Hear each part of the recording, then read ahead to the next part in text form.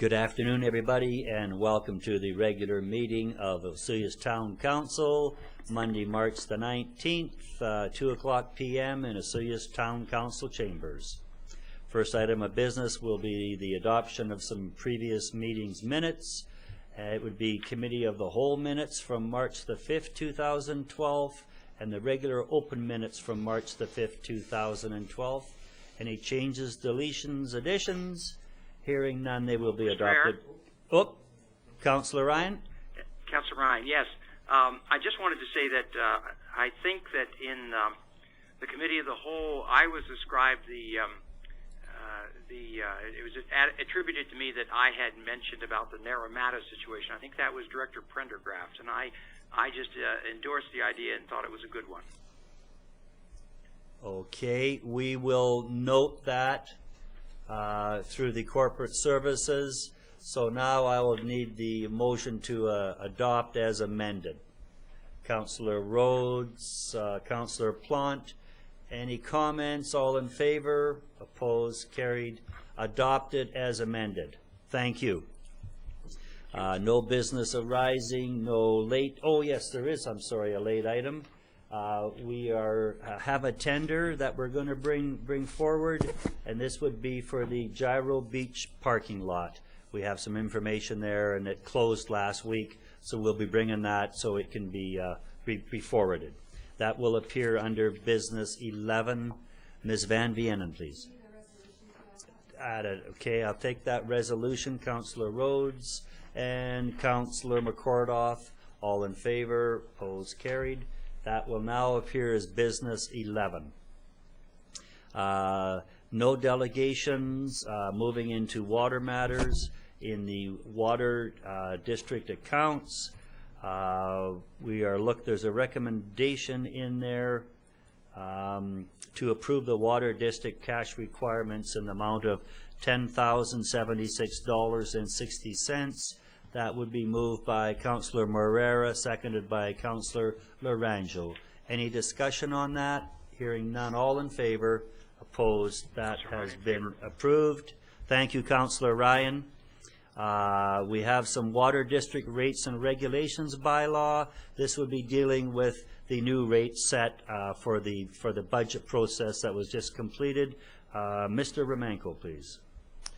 Thank you, Mayor Wells. The town of Osoyoos operates their rural water system under the district water district rates and regulations bylaw 1241. Each year the town's bylaws are reviewed, and when changes are required, they are brought forward as an amending bylaw to update the contents or the fees and charges. Bylaw Amendment 1241.04 2012 received first three readings at the March 5th 2012 regular open meeting of council. Schedule A has been amended to reflect a $6 increase to the water district user fees as a single family residence, with a 1.83% increase to the other water district user fees.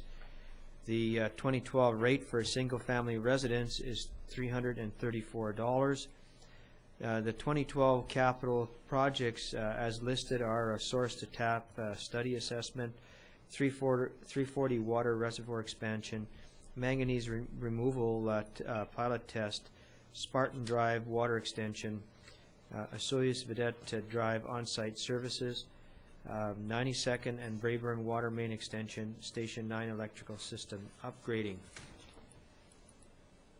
The options as presented to council are to adopt the Water District Rates and Regulations Amendment Bylaw number 1241.04 2012, or to rescind third reading of the amending bylaw and make changes. And the administration is recommending option number 1. Thank you. Water councillors, Councillor Laranjo, or is that being moved? Thank you. And Councillor Morera for second. Any discussion on those rates at all? Hearing none, all in favor? Opposed, carried. They have been adopted. Thank you, Councillor Ryan. Next item would be the Okanagan Basin Water Board. There's some highlights from there, and that would be, we'd be looking for a motion to receive that for information. Councillor McCordoff, Councillor Rhodes. Any discussion on that report out? Hearing none, all in favor? Opposed? That has been adopted. Again, sewer rates and regulations here, this would be from our financial officer. This is heading for adoption or approval of some recommendations that came also through the budgetary process. Mr. Romanko, please. Thank you, Mayor Wells. Just bringing you back to the correspondence section, number 2, there's a letter from White Kennedy. Thank you. On the 2011 audit. There is. And I think that particular letter basically goes over the roles and responsibilities of the auditor, and the auditor was seeking acknowledgement from council as a whole as the audit committee. Okay. So seeing that they're looking for a signature and a return by the mayor, I think there should be a resolution from council acknowledging accepting the letter and enabling the mayor to sign off on the letter. Yes, and I actually have that. It's just not on my screen, and I have the letter, and I have had dialogue with Mike Doherty at White Kennedy. I didn't accept the letter, and I know that I had emailed both Ms. Van Vienen and yourself and council that I wasn't accepting. I didn't like some words in that final line about agreeing to, and maybe I should take I have it here.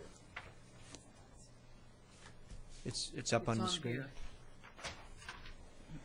And that, when we get down to the acknowledgement of the audit committee, we have read and reviewed the above disclosures and understand and agree with the comments therein. I didn't agree with the "and agree with."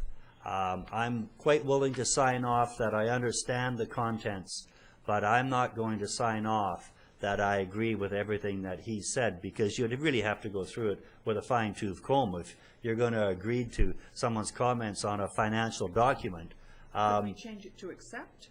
I just had it, what I had with a discussion over the phone with Mike Doherty, we had,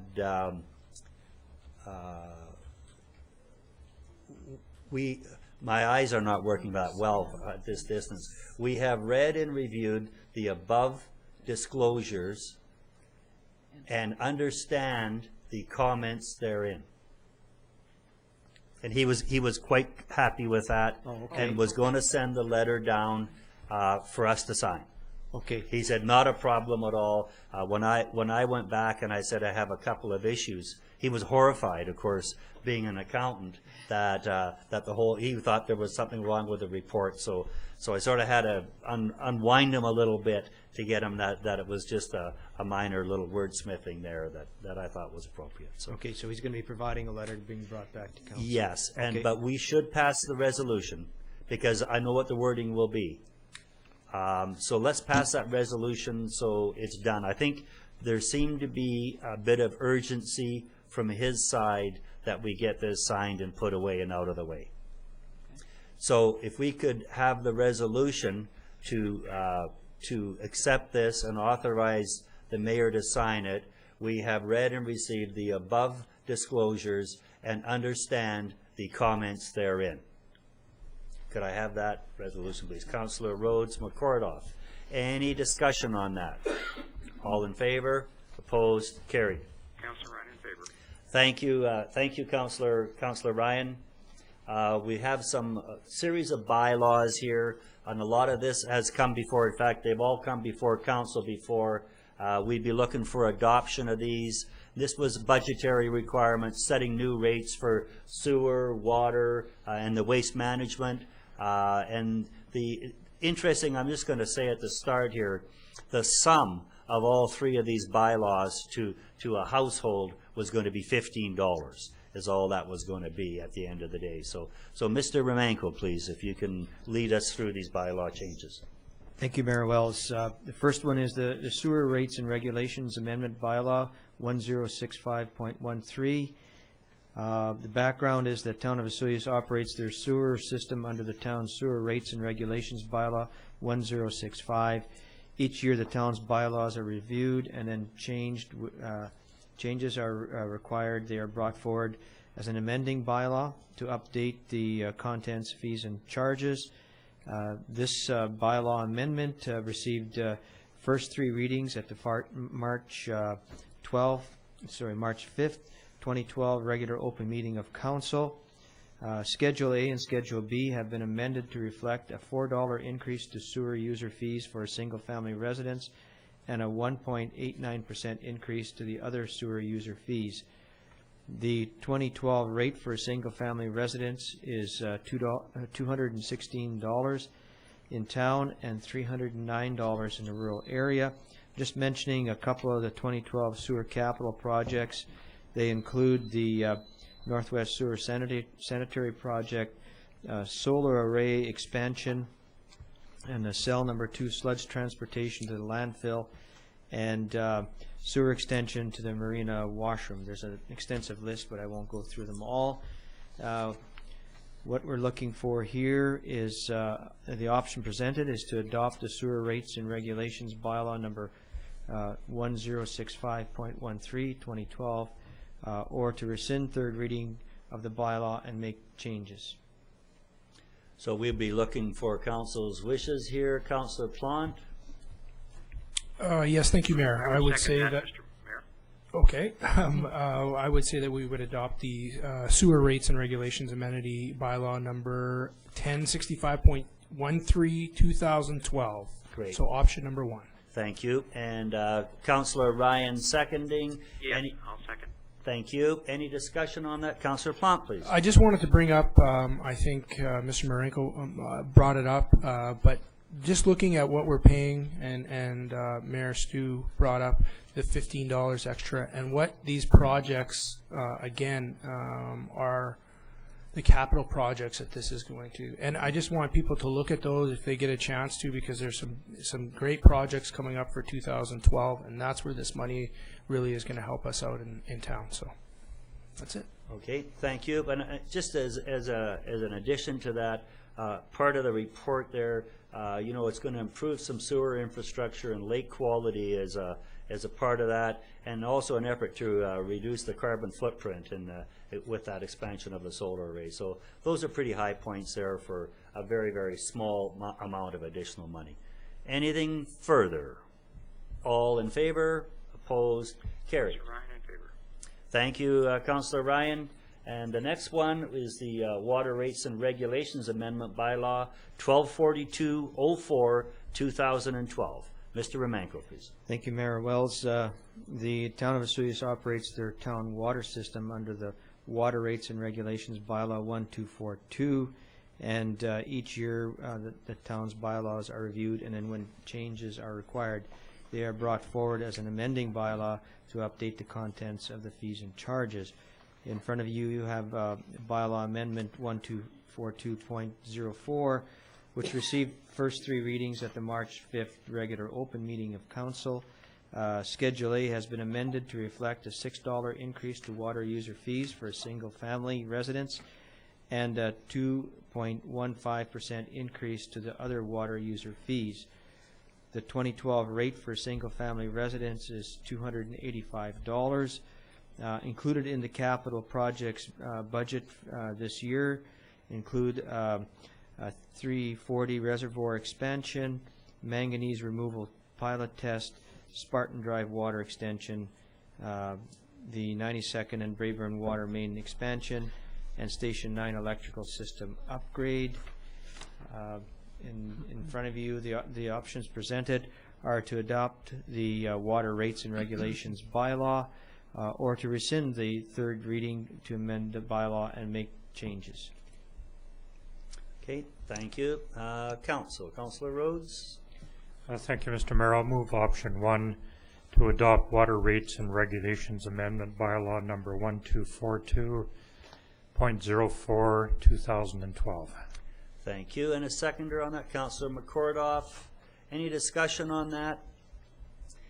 Again, just a comment, and the big one here that I see that's of interest is that new reservoir up on the hill.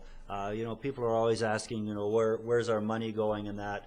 And you don't realize that we've really done a major expansion. It's not done yet, but we're going ahead with a major expansion on that reservoir, giving us storage capacity for fire and growth and pressure. Getting pressure as we go higher up the hills and expand a little bit, that pressure becomes more of an issue. So again, this is moving the town forward. So any further discussion on that? All in favor? Opposed? Carried. Councilor Ryan in favor. Councilor Ryan, thank you very much. Mr. Romanko with our waste management services and regs, please. Thank you, Mayor Wells.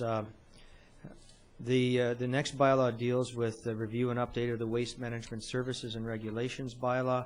This bylaw was established to set regulations for services to collect and dispose of solid waste and recyclable materials within the town of Osoyoos and for materials accepted at the Osoyoos sanitary landfill.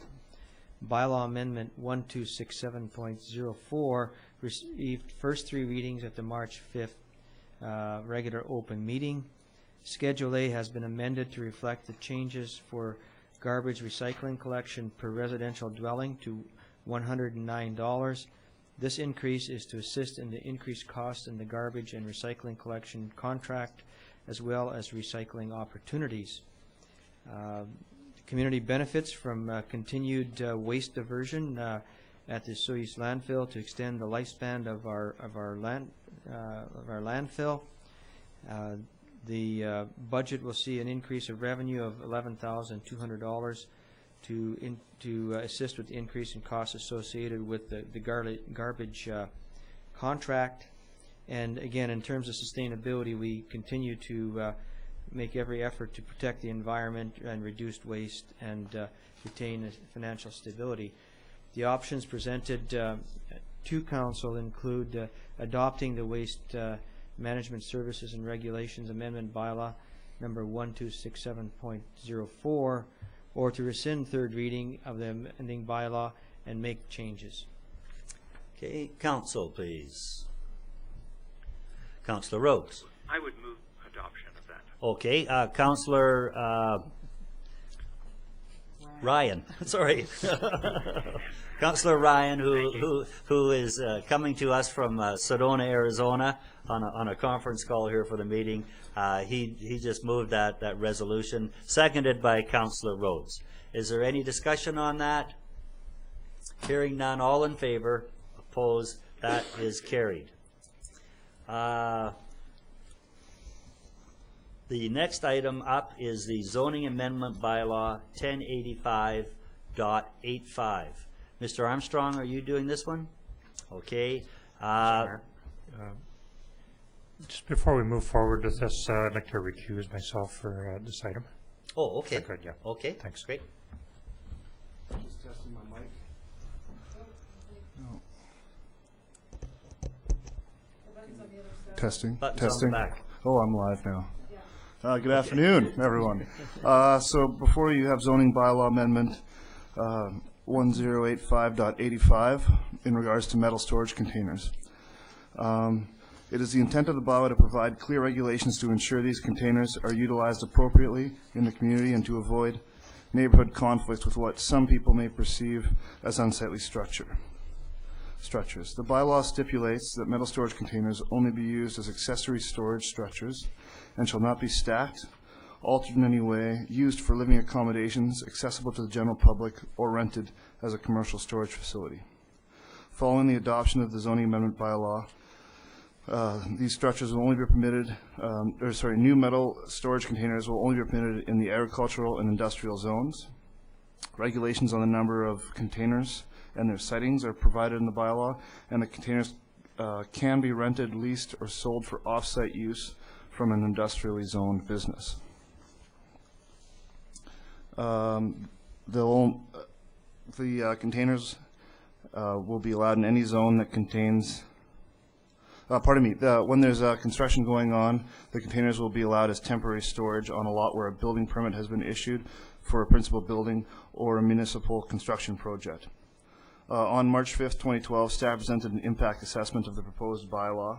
Staff proposed that most of these containers be treated as legal non-conforming because of the lack of applicable prohibitive regulations in effect at the time when they were cited. However, enforcement action will be taken on containers that are in contravention of current town bylaws. At the meeting, council recommended no enforcement actions in regards to the 3 containers and stacking at Westminster Rentals. The impact assessment on page 3 of the attached March 5th, 2012 report has been corrected accordingly. See the highlight. Also, it was discussed that if a business that rents, leases, or sells shipping containers desired to increase the number of containers on site or stack the containers, that this could be authorized through a development variance permit. So the impacts are, for the community as a resort town, Osoyoos strives for aesthetic appeal and utilizes various tools to promote this, including OCP development guidelines, facade guidelines, as well as the zoning bylaw. Clear regulations on shipping containers will contribute to the visual appeal of Osoyoos. And then review the March 5th, 2012 staff report for the impact assessment table, organizational, some staff time for enforcement and issuing permits for new metal storage containers, budget, the cost of advertising and convening a public hearing, and sustainability. This bylaw accords with the sustainability plan by promoting attractive structures. So the recommendation is that zoning amendment bylaw 1085.85 2012 receive first reading and schedule a public hearing for Tuesday, April 3rd, 2012 at 7 p.m. in the council chambers. Okay, thank you, Mr. Armstrong. Council's wishes, please. Councillor Plant, please. I would direct staff to bring the zoning amendment bylaw 1085.85 2012 to council, to approve that, to move it forward. And then also talking about the public hearing and scheduling that for the April 3rd time at 7 p.m. in council chambers. Okay, so. Thank you. Seconder, Councillor McCordoff. Ms. Van Vienen? That's just clarification, that's third reading, right? Yes? Yep. Is there any discussion on this? It's quite a, to me, it's quite a controversial issue. I guess the controversial part is the grandfathering of all the ones that are there. We sort of got into this a little bit late, and I'm glad that they're only going to be in industrial zones, but we do have some that are not in sync with this that will be grandfathered for the term. So we are moving forward, and we do have it where I think we should have it, but like I say, they sort of start and grow on you, and before you know it, they're sort of like things that grow in the night. And there was one, and they're sort of like signs, you know. You look once and there's a sign, and you look again and there's 3 of them. Councillor Ryan, I think you had a comment. Yes, thank you, Mr. Mayor. I wondered, because there are some a couple that are going to have enforcement action taken against them, I was wondering if they will be specifically contacted to come to the meeting to learn more about this. I think that would be really advisable. Okay. I think with Mr. Armstrong here, he can take that back to the department director as a suggestion. It would be good to have them out for the public hearing.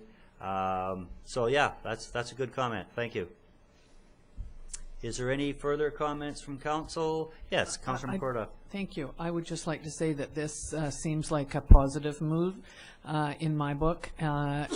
We have a resort community, and I think anything that we can do to sort of spruce things up and make sure that we don't have, and I'm not saying they're all unsightly, but some of them can be if they're left, and so I definitely think this is a good way to go.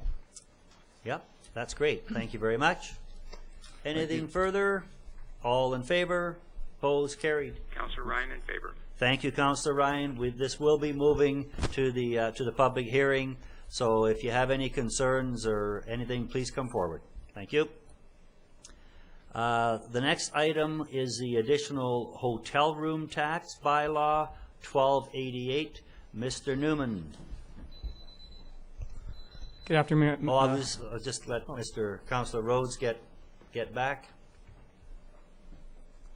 And Councillor Rhodes had recused himself for that last item, and now has returned to council chambers. Mr. Newman, please. Good afternoon, Mayor and Council. The subject of this report is the Town of Osoyoos Bylaw number 1288, additional hotel room tax.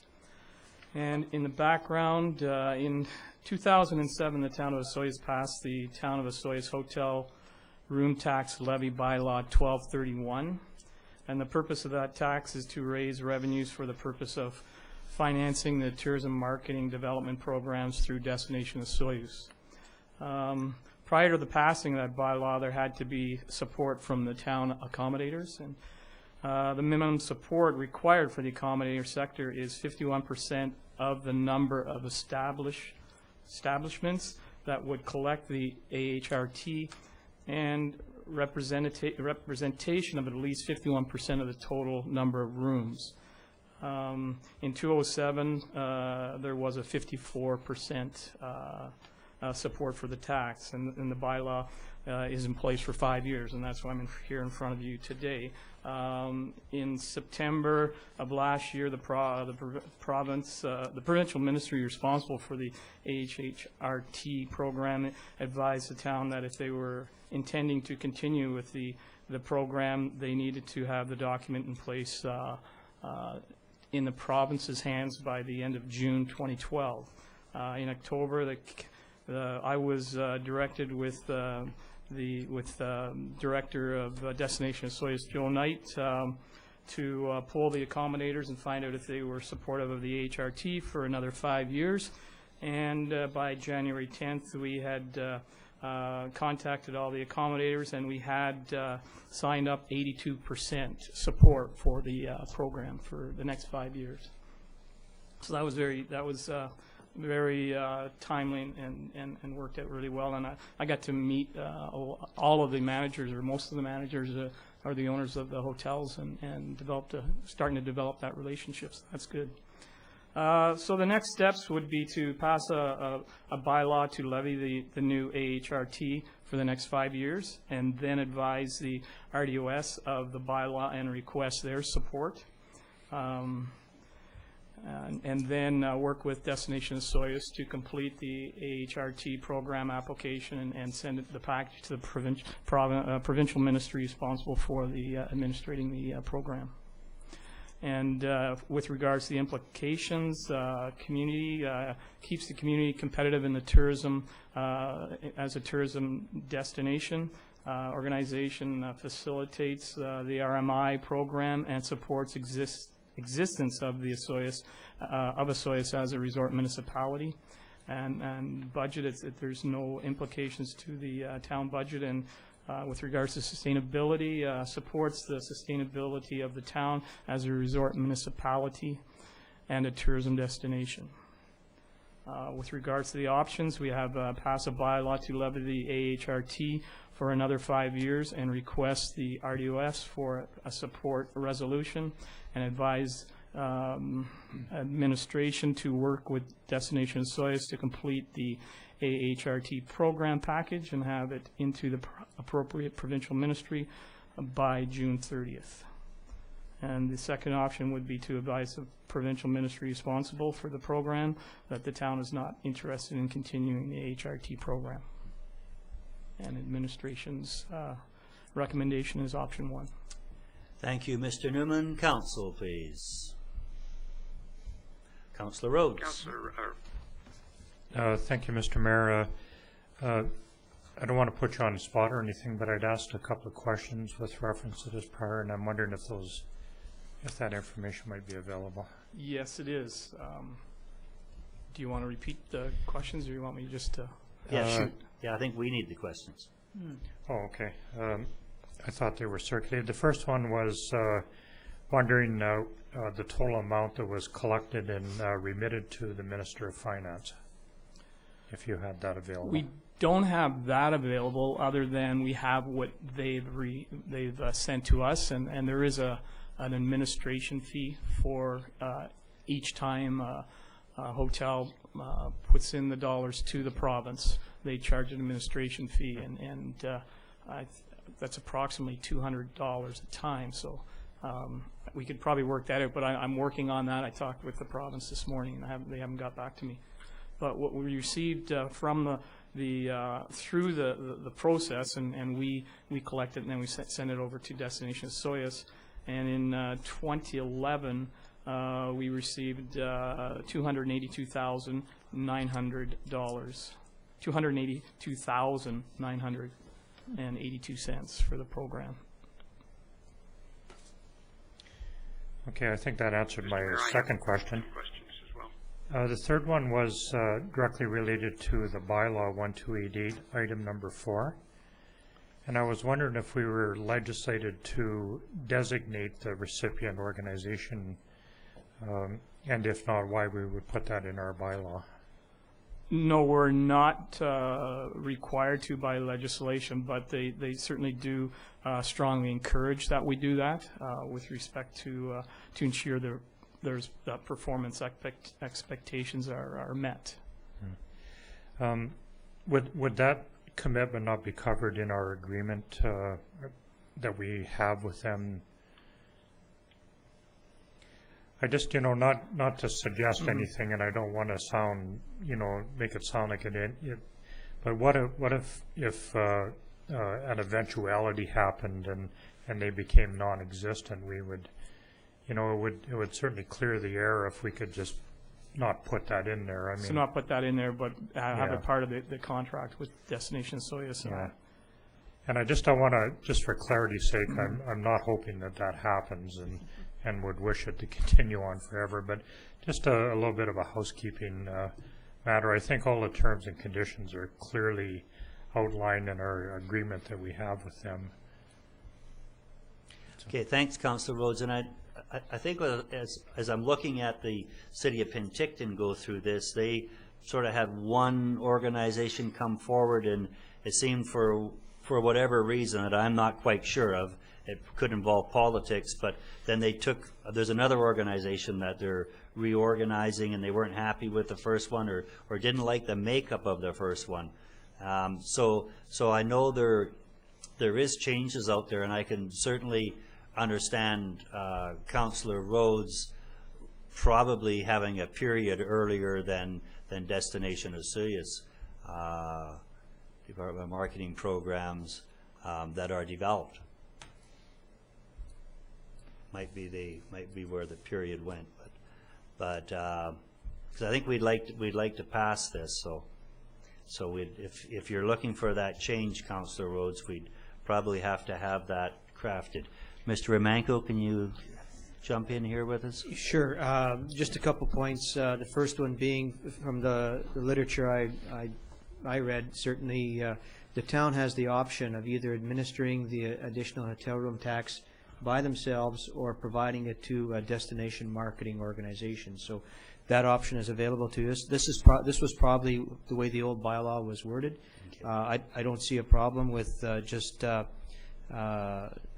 stopping it really after destination marketing programs, period. Okay. And we can go from there. Okay. Okay. So we'll make that as amended when we. Mr. Mayor, I have 2 questions as well about the draft bylaw. Okay. Right. That would be my desire. I'd like to hear other comments before we form the motion. And I felt it was important to make public the total amount of money that's given to them on an annual basis. It's a significant amount of money, and shows our support of that organization and the work that they do in our community. And that was the main reasoning for my question, particular number 1 and 2 in that list. Okay. Mr. Romanko, please. Yes, actually the amount for the hotel room tax has been fairly stable over the years. So any place between $265,000 and this latest $282,000. So if you take a look at that over the last 5 years, you're looking at over $1 million, well over $1 million that has been provided to the community, has been used for destination marketing. Mm-hmm. Okay, thank you. Councillor Ryan. Thank you, Mr. Mayor. My 2 questions are, does this bylaw need the traditional 3 readings and approval, or is 1 reading sufficient? And the second question is, in the last clause number 5 of the draft agreement, it says that we're rescinding the previous one, 1231, and it seems to me that we would have a gap there of between March the 19th and December the 31st before the other one comes into effect, and whether we put a qualification on rescinding that and say hereby rescinded effective December 31st, 2012. So those are my 2 questions. Okay, thank you, Councillor Ryan. Ms. Van Vienen, please. Thank you. Actually, you do have to give 3 readings and then come back at another meeting at least 48 hours after this one to get final adoption. And secondly, on the last one, Councillor Ryan has a good point, and you can say that it be rescinded at such and such a date or when the other one ends and this one begins. So you can put that in the bylaw, and we can change that. Further amendment. Okay, well, let's have that, let's make that amendment then. Ms. Van Vienen? Yes. Yeah, we will make that amendment? Yes. Okay. Any further discussion on this? I guess I'm going to jump in a bit. This is a real Yahoo good news item. You know, when the local people are going out of their way to support their own industry by putting this additional tax on of $282,000, and some of this money is mainly targeted for marketing, and they do that well. People saw the Osoyoos on the tournament of hearts, or it wasn't on the ice this year, but it was right up by the scoreboard. That's where some of this money is going, to help our tourism industry, and it's the people in the industry that are helping themselves rather than have to go to the local taxpayer and say, gee, we need this help. So when you see them out there doing that, I mean, you have to really give them a lot of credit for going out there and bringing this in. Second to that, Osoyoos is a resort municipality. We get matching funding on that. So there's another $282,000 that comes in that has gone to some projects that you're seeing developed, such as the marina, just for one. So this is all driven by the people in the industry collecting the additional 2% hotel room tax. And it's very important that people understand it and understand where the money's coming from and understand where it's going. So I hope this explanation helps people get a handle on it and how the town looks after its finances.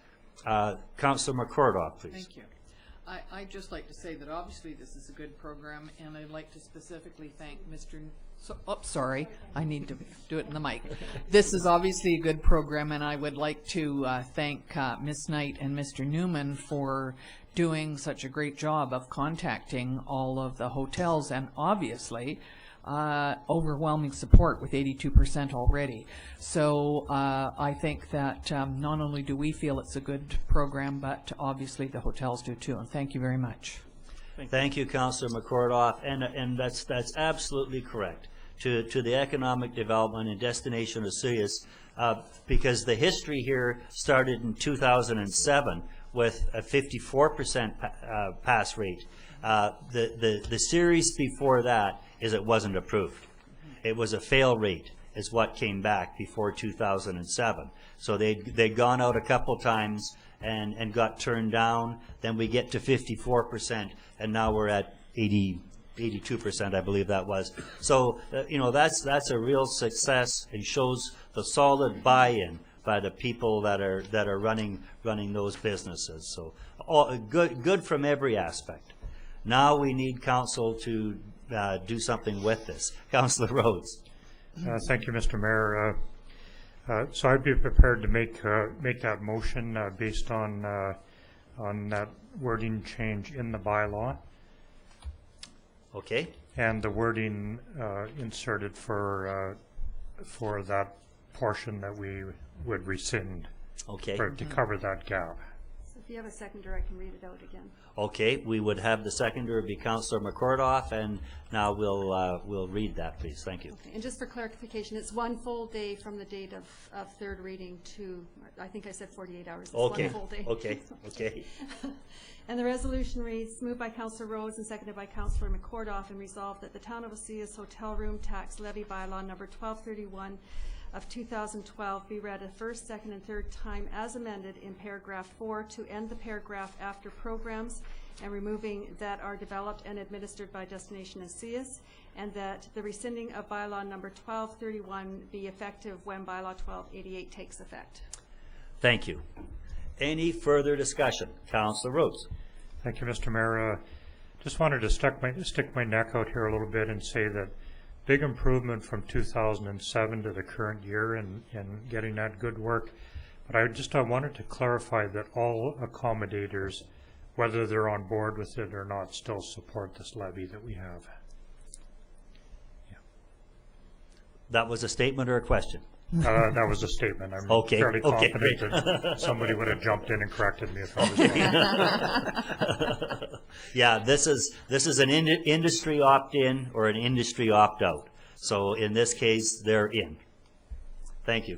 Thank you for that clarification. This all helps for people to understand, because it can be it's a little bit of a strange beast out there. So it helps people get a handle on it. So, anything further?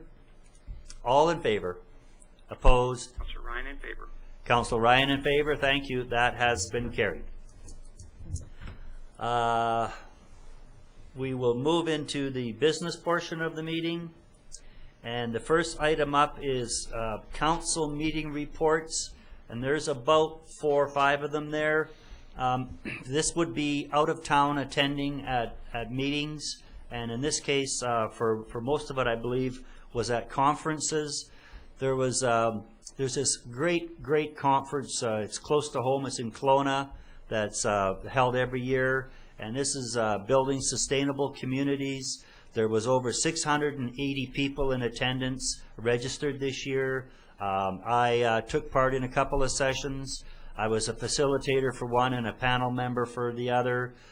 Council came up there, and it's just non-stop from 7 in the morning till 5 o'clock at night, and then there's even some dinner meetings where you go and talk to different groups over dinner. It's chock-a-block full of nothing but good information about communities, and we had a meeting earlier, our committee of the whole meeting, and Councillor Rhodes was talking about information that had been brought forward by Greg Moore, the mayor of Coquitlam, and he had some really different, innovative approaches to integrating with the public and trying to get them involved. So there was a lot of information came out of there, and what you're seeing is people putting in for their $100 per day meetings, and they would be myself for 300, Councillor Ryan. I'm just going to have to get caught up here. Councillor Ryan. Don't I have it split out here? Sorry, I'll have to do it one at a time. Councillor Ryan for 4.5 days. Councillor Plant for 4 days. And Councillor Rhodes for 4.5 days. So we're looking for a resolution on that, please. I'll move that those accounts be paid. Thank you. And a seconder, Councillor Plant. Any discussion on that? I'm sure you'll be hearing about, when the councillors report out later on in the meeting, you'll be hearing about their take on the Building Sustainable Communities Conference in Kelowna. All in favor? Opposed? Councillor Ryan in favor. Carried. Councillor Ryan in favor. Thank you. That is completed. And the next item is the administrative between the RDOS agreement between the RDOS and the town of Osoyoos, and that would be Mr. Romanko, please. Thank you, Mayor Wells. The administration is looking to council to approve the attached administration agreement between the regional district and the town of Osoyoos This agreement relates to the purchase of the lots for and building that will be housing the future museum. There were a number of lots bought for that purpose, and there was also a lot that the town of Osoyoos purchased as part of the agreement. The current lease with the home hardware stores is limited to September 30th, 2016. The attached administration agreement between the regional district and the town allows the regional district to administer the terms of the lease on behalf of the RDOS and the town of Osoyoos, including the collection of rents with respect to the home hardware stores limited. A component of the agreement also factors in an allocation of the percentage of the rent back to the town of Osoyoos for the lot purchase that is not part of the future museum site. So in terms of the overall budget, there's an expectation that the town will be benefiting in an amount of $986.58, and in terms of the sustainability, the community will be enriched by having a future home for the museum.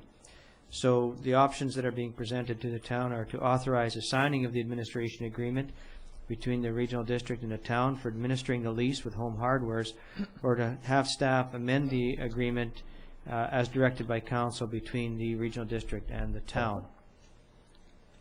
Okay, thank you. Council's wishes, please. Councillor McCordoff.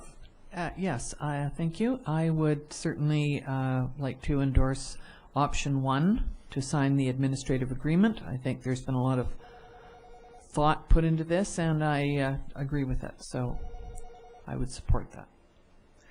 Thank you.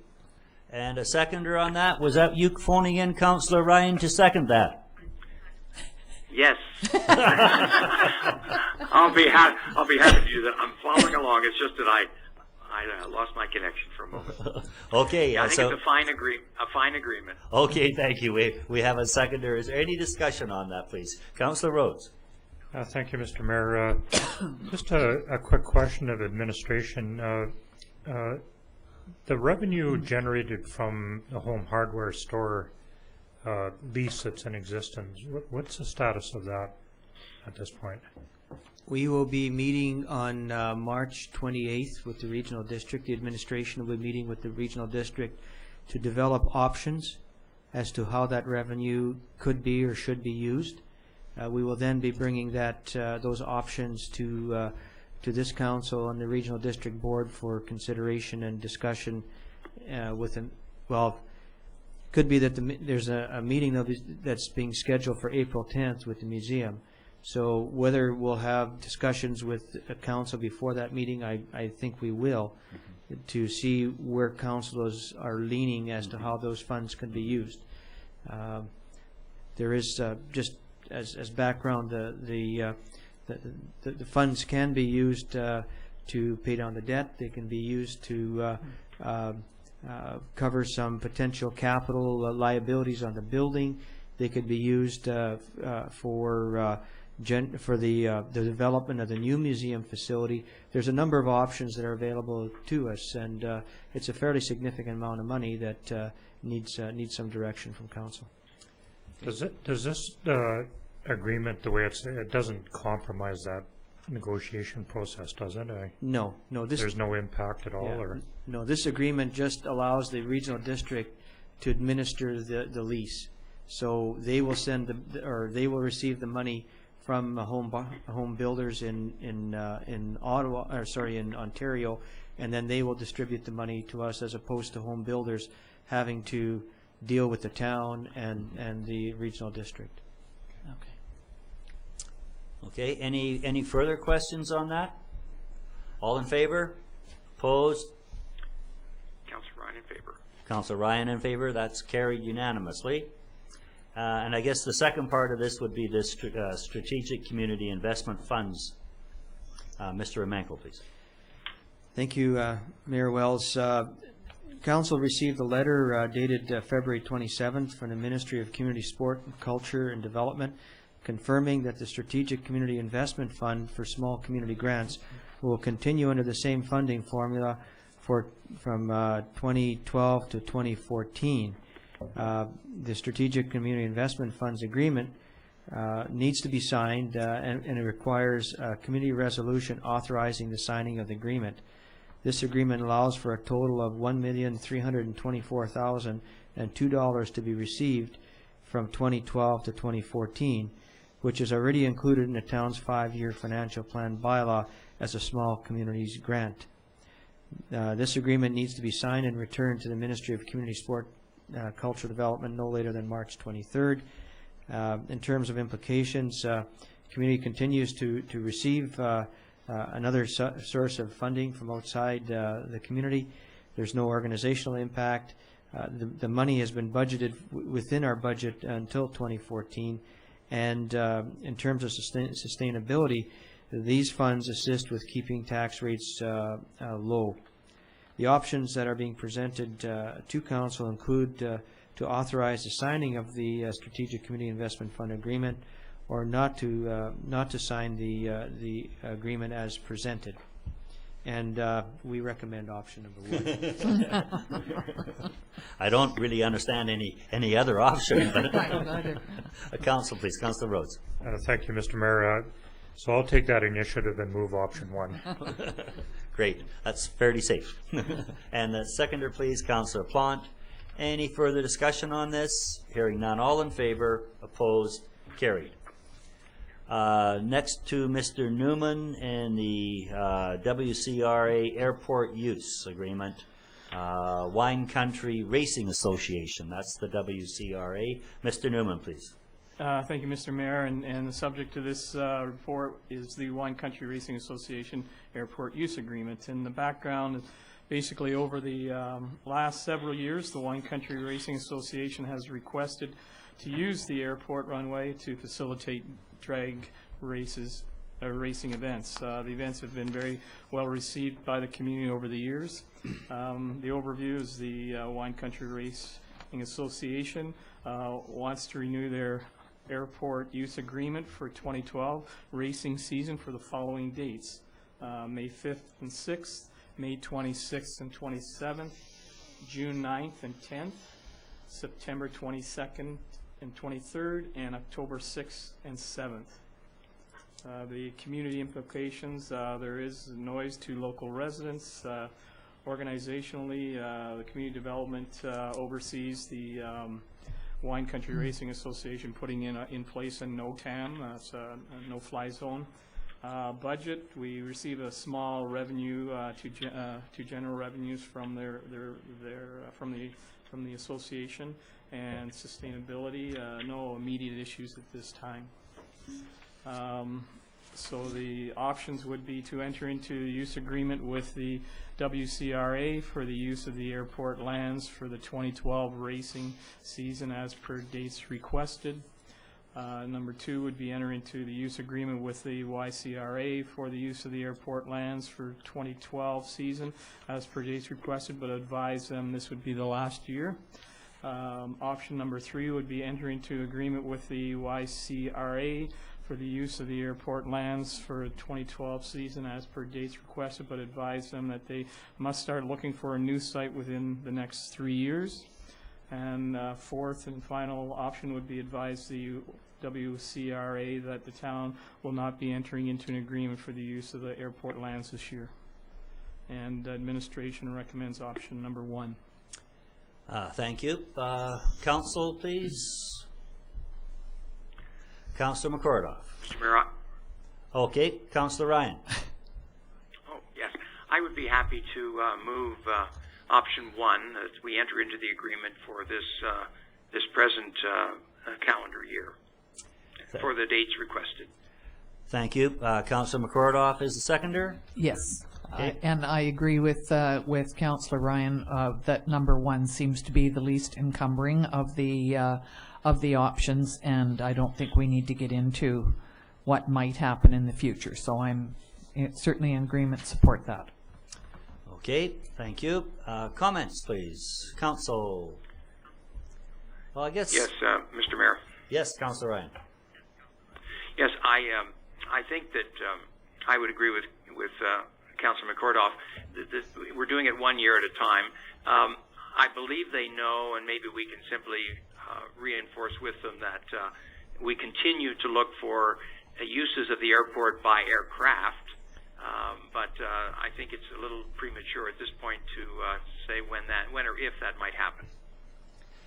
Thank you, Councillor Ryan. I know that your strong position that airports are for airplanes. Correct. Okay, thank you. I guess I have a couple of questions on this, and the first one, I would really like someone to go up and check out the condition of the runway.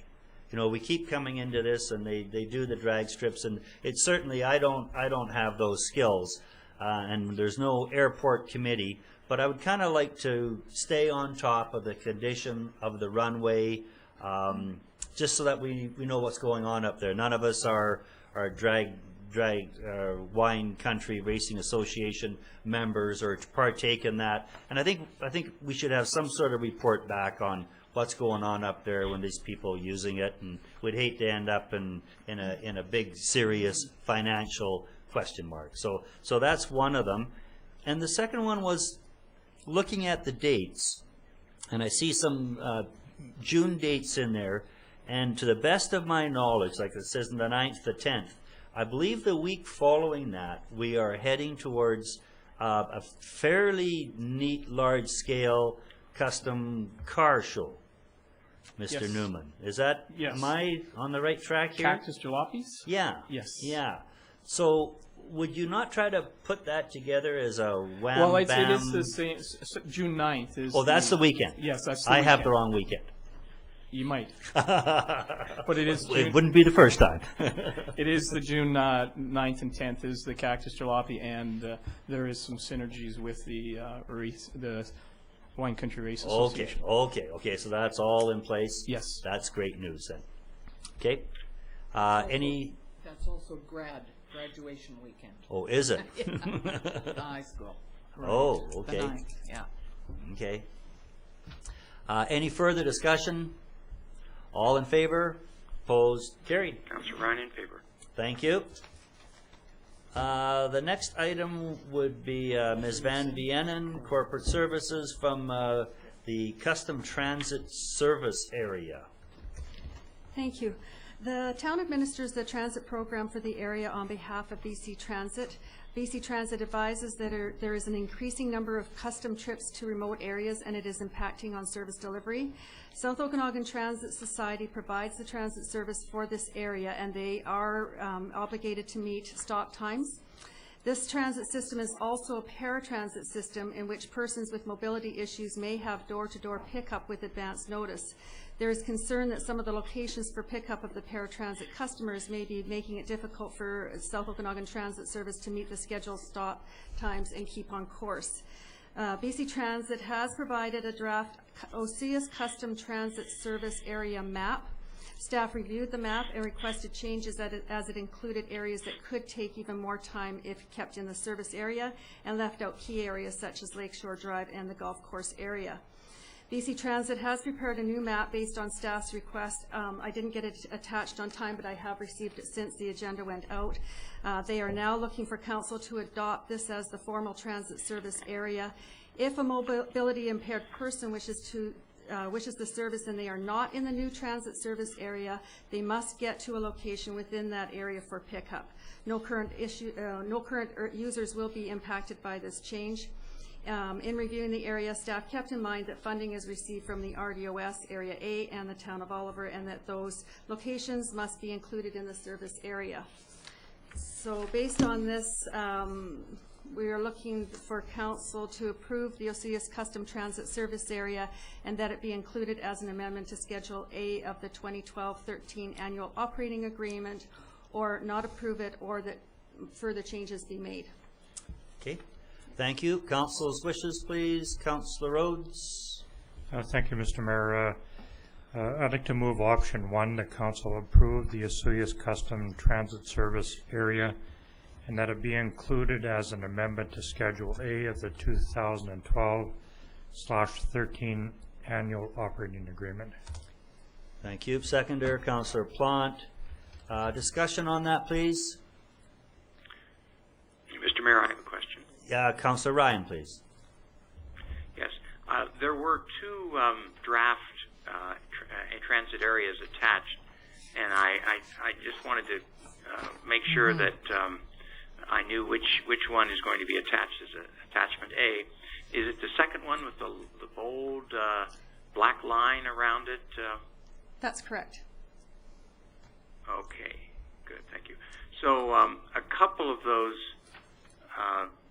red dots are outside, but outside of that shaded area, but because of the bold line, they will be grandfathered into for service. Is that correct?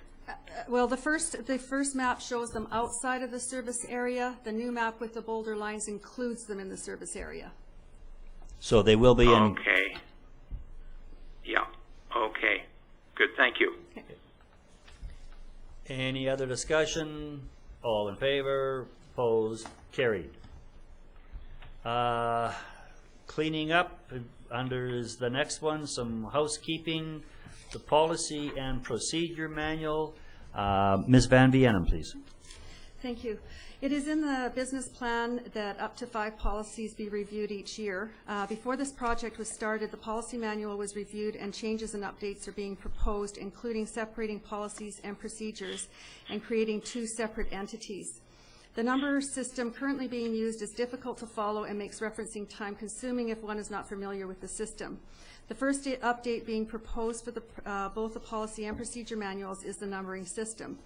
Each policy and procedure has been placed into a category which is named by a 2 or 3 letter acronym. In the case of procedures, this is preceded by a PR for procedure in order to distinguish it.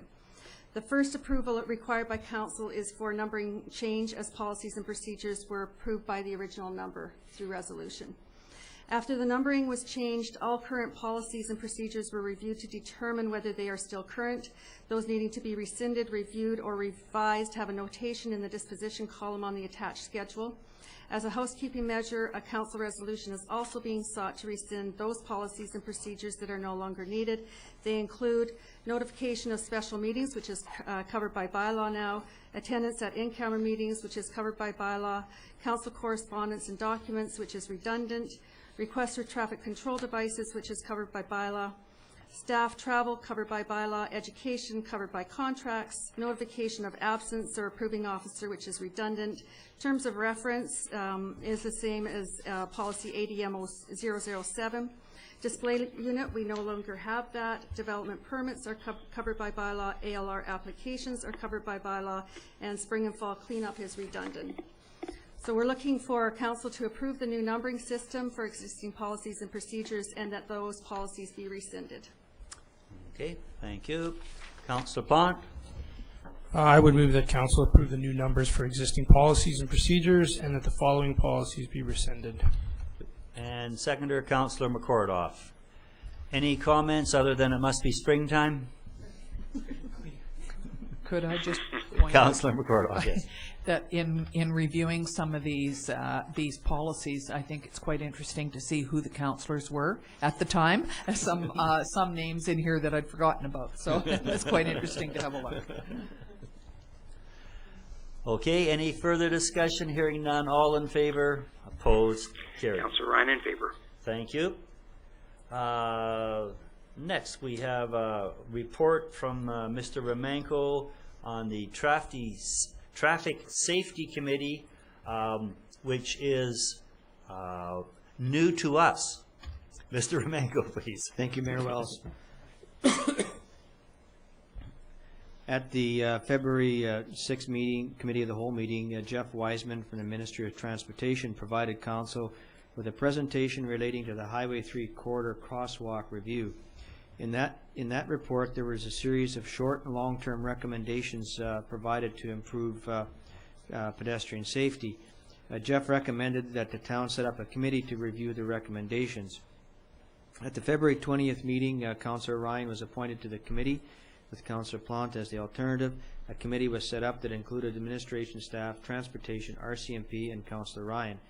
This committee met for the first time on March 7th and developed the attached terms of reference for Council's approval. In the committee's discussion, it was determined that given the nature of the resources at the table, a better course of action was to provide the committee with a mandate to make recommendations to council on all safety and pedestrian safety matters, as opposed to just focusing on pedestrian safety. The implications for the community, a committee will have, with the attached terms of reference, will assist in identifying issues and making recommendations to council that will improve resident and visitor safety. The organization of this committee will be staffed with 2 directors and the CAO. No budget will be needed and no sustainability impact.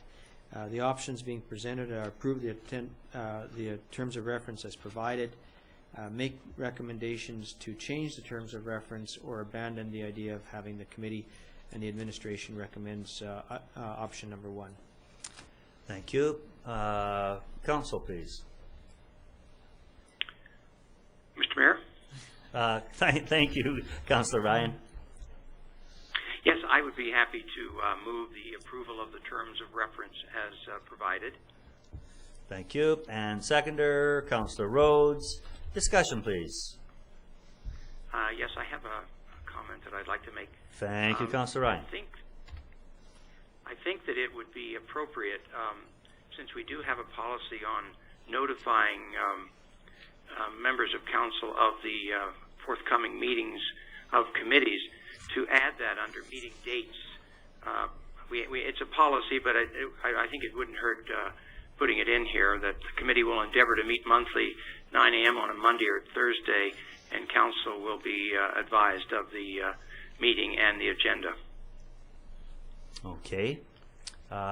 So that would be an amendment then? Yeah, just an amendment. It's basically referring, I think, taking a line out of the existing policy we have and just making sure that it's clear here that other members of council may attend and observe the proceedings. Okay. Mr. Romanko, please.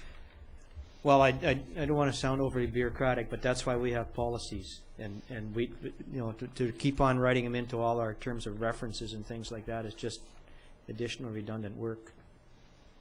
Okay. Did you hear that, Councillor Ryan? Yes, and I accept that. You accept that, so we can go ahead with the recommendation as it is then? As written. Okay. Yes, okay. I think so. And I, you know, sometimes we can get a little too cautious, I guess, on that. So thank you for understanding that. And any further dialogue on the recommendation? Okay, all in favor, opposed, carried. So this will be a new committee. It'll be interesting to get that going. The next item of business is the real estate agent policy. This came about from as long as I've been on council, you never hear about it until you use a real estate agent to either buy a piece of property or sell a piece of property, and then everybody wants to question your process for using that agent. So we've gone out and we actually did a request for proposal, but I'll let Mr. Romanko go through that, please. Thank you, Mayor Wells. So you'll see attached, you'll find as background information for this council, a Committee of the Whole report from July 18th, 2011 that provides the background information. This report was discussed by council on July 18th, and the following direction was provided to the administration: bring forward to a regular open meeting to approve a real estate agent policy and the request for proposal process. This activity has not been a high priority because it was evident the town was not going to be involved in any real estate transactions prior to the end of last council's term. It is being brought forward now because policy direction is focused on the next 3 years. I can say that the policy attached, the draft policy attached, basically says that the council will identify through the request for proposal process a real estate agent for their 3-year term. That's what the draft policy says.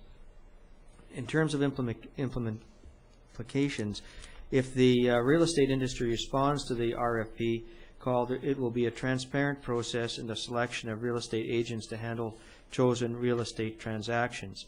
In terms of the organization, staff resources will be needed to review and make recommendations to council. No specific budget is needed, and it is not a sustainability issues. The administration is putting forth four options for council to consider. The first one is that council approves the attached real estate policy and the RFP package that will guide the application and selection criteria as presented by the administration, and directs the administration to advertise the RFP. We have not gone into the RFP process as yet, although the last council did review the RFP. The second option is that council approves the attached real estate policy and the RFP package, and that will guide the application and selection process criteria based on changes recommended, and directs the administration to advertise the RFP. So we're looking at see if council wants to make any changes to the existing package. The third option is that council abandons the direction to develop and use a real estate agent policy and the RFP process, and allows the administration to select real estate agents at their professional discretion. And a fourth option is that council continues the direction to develop and use a real estate agent policy, however abandons the RFP process and directs the administration to bring back the policy to the next committee of the whole meeting, so council can have a more can provide additional direction related to the selection criteria that can be written into the policy. The administration is recommending option 4. The administration is the opinion that the number of real estate transactions that the town enacts doesn't merit the efforts by the real estate community to respond to the RFP. The RFP is very comprehensive and needs all the information it is requesting to make a professional selection.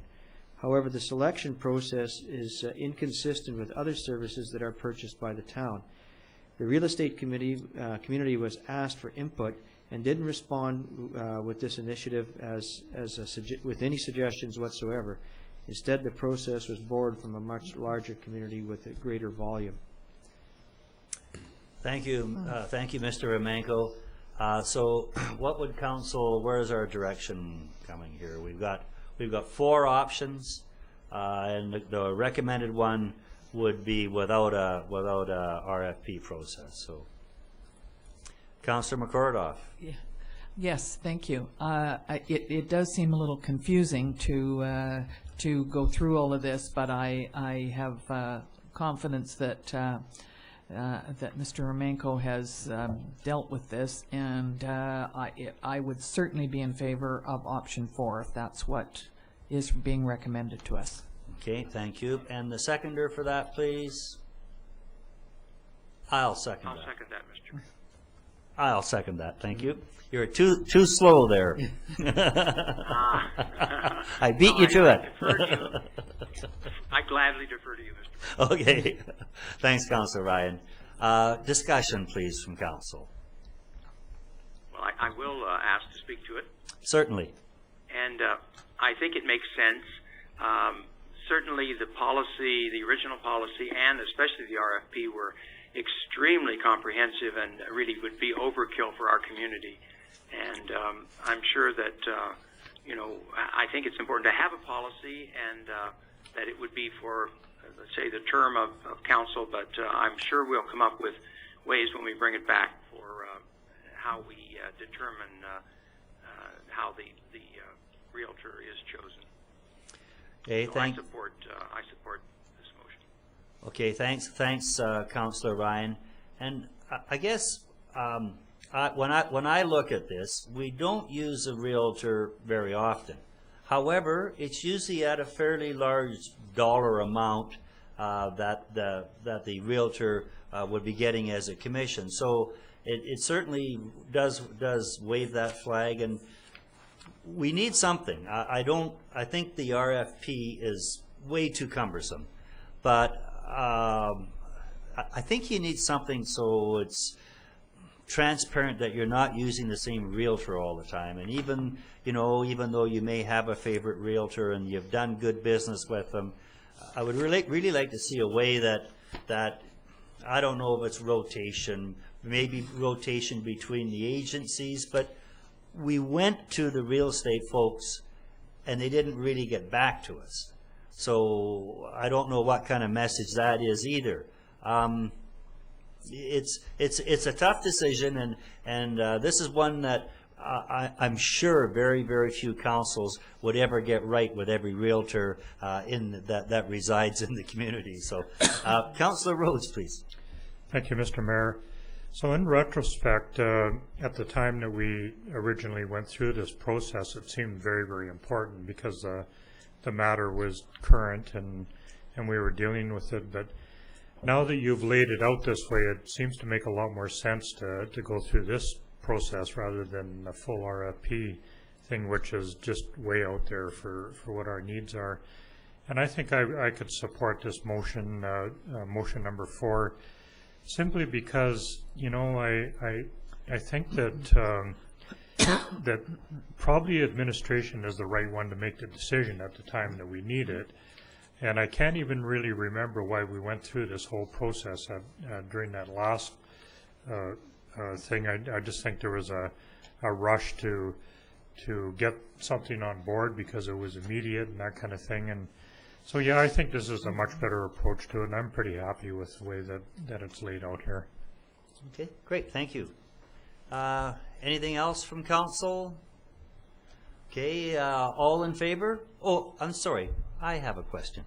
Is that called a balk? This is draft. Is that correct? Yeah, well, this is, yeah, what was presented was a draft, and it was the old policy that said that, first of all, we'd have to go through the RFP process every 3 years. Okay. That's what the policy is. Wow. We would be going back in the next committee of the whole, or a future committee of the whole meeting. I would be asking council very specifically, you know, what are some of your suggestions in terms of building the policy? Okay. We'll bring some as well as the administration, but how do you develop a sense of fairness of picking people? But, you know, it would not be through an RFP process. It would just say, okay, if we know, and part of the issue is that even when the town is involved in land transactions, we don't always use a realtor. Mm-hmm. You know, the suggestion, for example, that with the Southeast Meadowlark is that we won't use a realtor. Right. In terms of that process. So just that transparency to say, it provides the administration direction to say, have you done this in terms of picking the realtor? Okay, so then I have another question, and that question would be, is there an opportunity for public input now that they're going to watch this and see this on TV on Channel 18 or on a report from the press, and they want to come forward and say, well, we would like to have some input. Is that opportunity available to them? Yes, it's very much available. We did ask the realty community to provide us with some suggestions as to how to select the people, but the business. But we got nothing. Okay. So this would be an opportunity. Okay, great. Thank you very much. So I will call that question again. All in favor? Opposed? Carried. Councillor Ryan in favor. Thank you. So if there's any agents out there that would like to have some ideas on how to make this any smoother or more transparent, I'd love to hear from you.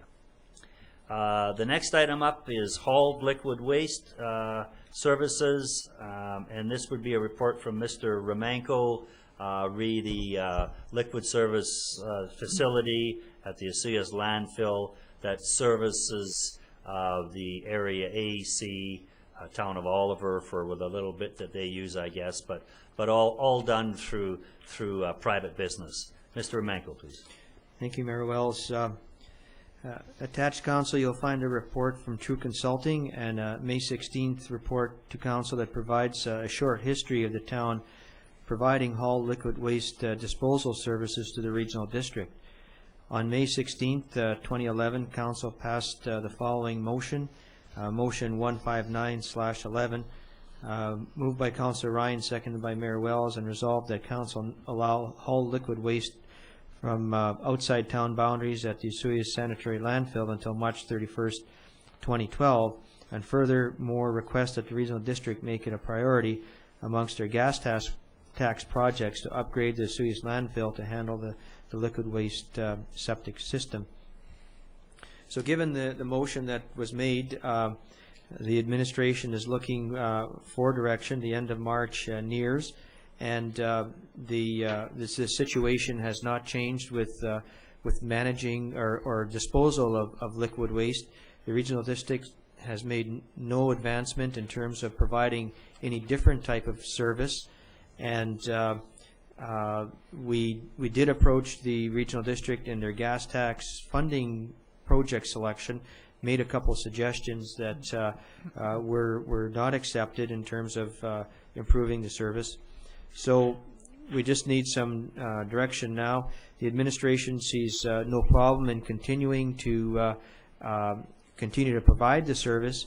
In fact, we've budgeted for the revenues from it. The current agreement is a cost-shared agreement, 61-39% in favor of the town, and the agreement was developed in around a cost-sharing agreement on developing the capital facility. Now, this agreement is 12 years old now, and we feel that if we do move ahead with an agreement, that that this sharing of the revenue be discontinued. The issue with the desert center and the smells from the disposal area have not been resolved, but have decreased over the last few years, and we will see a further decrease because we will be handling less hauled liquid waste with the development of and operation of the Northwest Sewer Project. So in terms of the community implications, although not the most friendly way to deal with this product, the service need is still evident. Organizationally, no additional costs are associated with providing this service. Administration is recommending a long-term view on providing this service be established to decrease administration costs. The budget, we have budgeted for 2012 that a revenue base of $73,000. Sustainability, although not an environmentally friendly method of dealing with liquid waste, the option of hauling to Penticton or the potential of illegal dumping makes this method more sustainable option. So the options that are being presented to Council include three. The first one being to continue to operate the hauled liquid waste facility under the current operating agreement. Number two, continue to operate the hauled liquid waste facility under the existing operating agreement for 1 year and serve the RDOS notice that a new agreement must be developed with the elimination of the revenue sharing component effective March 31st, 2013. And the third option is to close the hauled liquid waste facility effective March 31st, 2012, or some other later date, and the administration recommends option number 2. Thank you, Mr. Remenko. Over to Council, please. Councillor Rhodes. Thank you, Mr. Mayor. So I'd like to move option number 2. Thank you. And that seconder, Councillor Plant. Discussion, please. Councillor Rhodes. Thank you, Mr. Mayor. So the reason for deferring that revenue split to the end of next year, is that by an agreement that we have, or we're just being professionally courteous? Is that a... Well, the agreement says that we have to give them a year's notice and to discontinue the service. I've made an extrapolation that if we're going to change the nature of the agreement, we should be giving them a year's notice. Okay, thank you. Councillor McCordoff. Thank you. I certainly agree with Councillor Rhodes that we go ahead with option 2. I think that gives us some time to look at the cost benefits of doing this. That's obviously built into our revenue for this year. Plus, I'm thinking that with the sewer opening up, the Northwest Sewer, we may see a reduction in hauling waste up to the landfill, and that might show its effects over the next year. So I think that to give ourselves certainly another year and have a look at some things, I also think that we need to perhaps look at dealing with the hours that the facility is open and see if we can come up with some way to minimize the effects of the odor on the desert center, and that might be able to be adjusted in working with Darlarn Septic or the other agencies that deal with that. Great, thank you. That's yeah, that was a good comment. Anything further? Councillor Pont? Yes, thank you, Mayor. I agree also with everything that Councillor McCordoff has said. I think it is time. Over time, it's changed a little bit up there. So to say that this needs to have a facelift from 1999 is probably the best way to do this for next year. Looking at what it does for revenue, and then like Councillor McCordoff has said, if there's ways that we can talk even more about being more environmentally friendly and sustainable even through this year. I know that some of the odor issues, if there's some ways that we can deal with it maybe on a scheduled basis of when we go up there to drop off this waste, somewhat like our garbage or recycling schedule. That way we may not have as many maybe complaints at the Desert Sun Center or any of that. So that would be my comment to that. Okay, great. And I guess going back to what Councillor McCordoff said, if we got rid of that Willow Beach, then we wouldn't have both septic and sewerage going up there. We would just have septic. And it seems to be the combination of both can be a bit of a dangerous mix if they get into the wrong compartment. So that could be a little bit of a bright light there on the horizon when that gets into the town sewer system. Councillor Rhodes. Thank you, Mr. Mayor. So just to address the Northwest Sewer Project coming online, just a reminder that yes, there is an option for losing revenue from the use of those ponds and dumping in there. But let's not forget the overall environmental impact that that project is going to have. And at the end of the day, it is also a revenue producer. And I'm thinking that probably at the end of the day, it's going to enhance our revenue from there, even more so than the use of those ponds, and be such a big step forward in the environmental reasons why we're doing that project as well. Yeah, great comment, and again, hooray for the environment. Let's somehow at the bottom of all this, I think that's what we're doing a lot of this work for Osoyoos Lake water quality and all that sort of thing. So, hooray, hooray! Any further comments? All in favor? Opposed? Carried. Councillor Ryan in favor. Thank you, Councillor Ryan, in favor. Next item, purchasing policy. This is a rehab, as I understand it. Mr. Romanko, please. Thank you, Mayor Wells. The purchasing policy has not been reviewed since 1994. Therefore, it does not reflect current law or amounts that impact current administrative procurement. Since the approval of the current purchasing policy, the laws have been passed that require municipalities to follow procurement laws under the Trade Investment and Labor Mobility Agreement, often known as TILMA. The regulations under this agreement have been incorporated into this new policy. Additional changes to the policy related to expenditure limits and methods of procurement include: 1, a general direction to seek competitive pricing has been raised from $500 to $1,000. Direction to seek 2 competitive quotes has been raised from $15,000 to $30,000. Directors have authority to expend approved budget projects to $30,000 without additional council approval. CEO has authority to expend over $30,000 without council approval in emergency or emerging situations. The third one is the requirement to enter into noted required competitive processes that have been raised from $25,000 to $30,000. In terms of the implications, the community benefits from having clear direction relating to the procurement of goods and services. The organization changes to the current policy provide staff with direction under contemporary legislation and provide some greater flexibility in goods and services that will enable more effective and efficient procurement of goods and services. Council still retains complete control over expenditures over $30,000. There are no budget implications, no sustainability issues, and the options that are presented to Council are 1, approve the policy as presented. Number 2, make changes to the policy that approve the policy. And number 3, Council sends the policy back to the administration with direction on additional changes that Council would like to see implemented, and administration is recommending option number 1. Thank you. Council, please. Councillor Plant.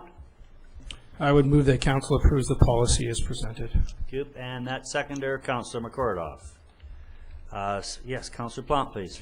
Again, I think it's one of those policies that was outdated to living expenses and purchasing at this time. So I think doing this puts us in line with where we are today and allowing us to do some projects move forward maybe on a quicker basis. So I think it was time to update this from 1994. So. Thank you. And I'd just like to say that I think this got driven by the public. There was a couple of citizens out there that went first through Councillor Rhodes, asking some very serious questions about this, and you know this affects people's livelihoods and that. So they went through Councillor Rhodes initially, and then they came to me, and then I went to Mr. Romanko and said, you know, and we started looking at what we had, and we weren't happy with what we had. So we have this new one out there. And when it was in its first or second reading in there, I did forward copies of this to the members of the community to have a look, and haven't heard anything back. So I assume that we have something here that's palatable to everybody. So we're moving forward with this. Councillor Rhodes, do you have any comment on that? No, just to thank Mr. Romanko for this rework of that old bylaw. The old bylaw was pretty Spartan. There was not much in there, and certainly good to see a good update to it. Yeah, and I'm happy with it. It's not exactly what I'd like to see, but I think everybody's kind of tuned into what my views are on it. But I'm very, very happy with this rewrite, and you know, it's just an overall great update on it. So. And if you didn't quite understand, Councillor Rhodes' position on purchasing would be you must buy locally, period. Any other discussion? All in favor? Opposed? Carried. Councillor Ryan in favor. Thank you, Councillor Ryan. Next item up would be the addition to the agenda. This would be Business 11, the Gyro Beach tender. This is for paving the parking lot below the renamed Owl. Mr. Romanko, please. Thank you, Mayor Wells. Attached, please find tender amounts received for the paving of the Gyro Beach parking lot. This project was initially budgeted for in 2011 and was identified as a carryover project into 2012. True Consulting has reviewed all the project tenders and is recommending awarding the contract to Mike Johnson Excavating from Oliver. Please note the following information relating to this project. Acceptance of the Mike Johnson tender will result in a project cost that is $15,000 below budget. The project will include 6 rough-in stations for electric car recharging. The new budget item of a retaining wall behind lots 4 and 5 doesn't relate to the access issue for these 2 lots. When a budget estimate was provided in 2011, no survey information was available. Once survey information was available, a wall was identified an identified need to avoid slope encroachments on lots 4 and 5. The completion date is specified in the tender for May 31st, 2012. The access issues to lots 4 and 5 are being addressed and will be brought to Council on April 2nd for decision. Any changes to accommodate access may be dealt with through a change order. In terms of implications, the community will benefit from a formal enhanced parking area by Gyro Beach, or Gyro Park. No organizational budget. Recommended tender brings in the project under $15,000. Brings it in $15,000 under budget. Sustainability. Electric car recharging stations are being provided as a rough-in. And 3 options are being presented to council. To council, 1, award the tender to Mike Johnson in the amount of $194,753.44. Number 2, council awards the tender to another contractor that provided a bid. Number 3, council abandons or delays the project or the awarding of the tender. Administration is recommending option number 1. Thank you, Mr. Romanko. Council, please. Councilor Rhodes. Thank you, Mayor Wells. I'll move option number 1, the council award the tender to Mike Johnson Excavating in the amount of $194,753.44. Councilor Ryan, are you seconding?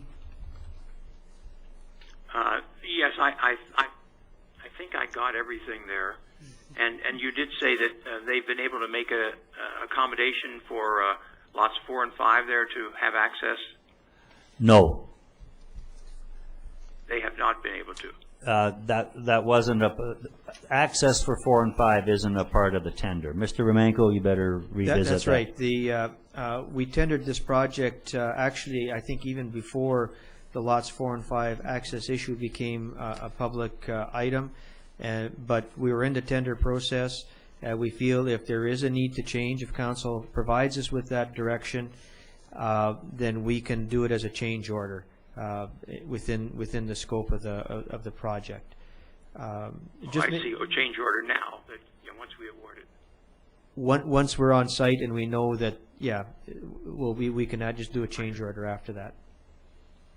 And I believe that what you were hearing about lots 4 and 5, Councilor Ryan, was that the wall had to go in. So the wall wasn't the first part of it, but it became obvious when they got on site that they needed the wall. And I believe that True Engineering was going to deal with access to that one lot, and we haven't had a report back on that.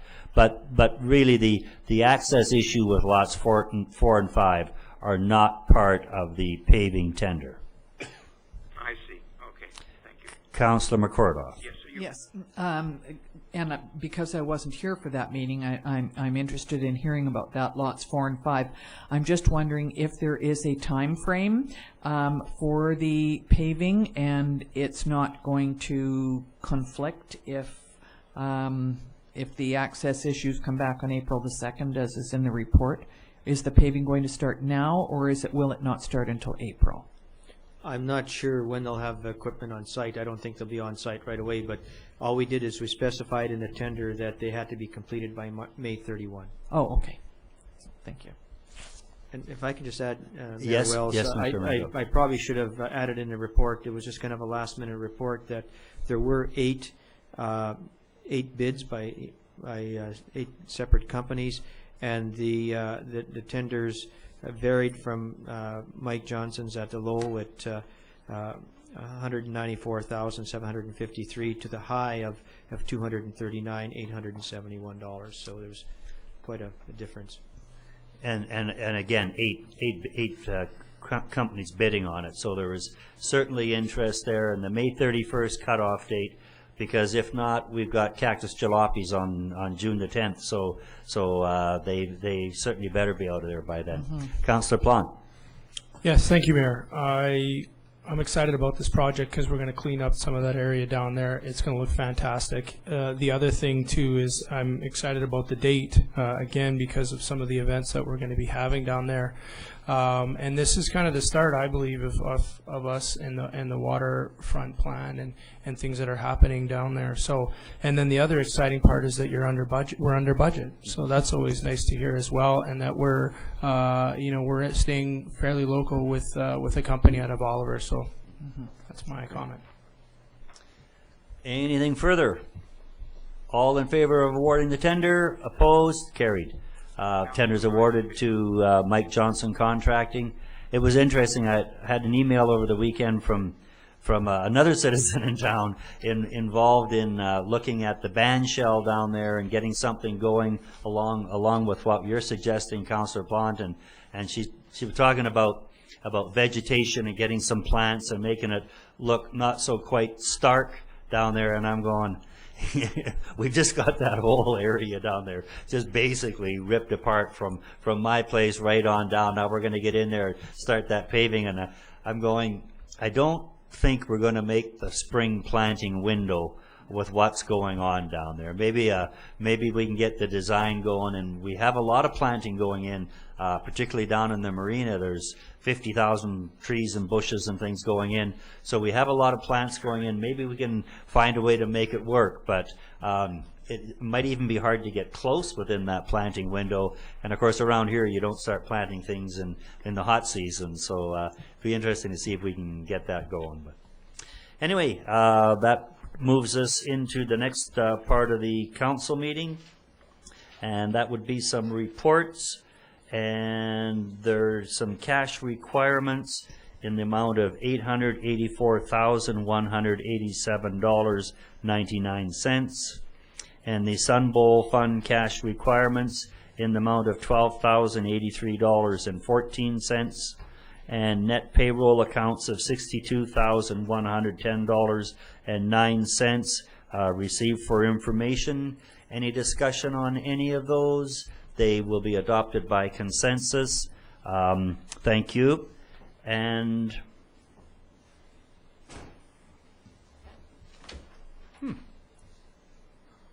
that would take us to the CAO report.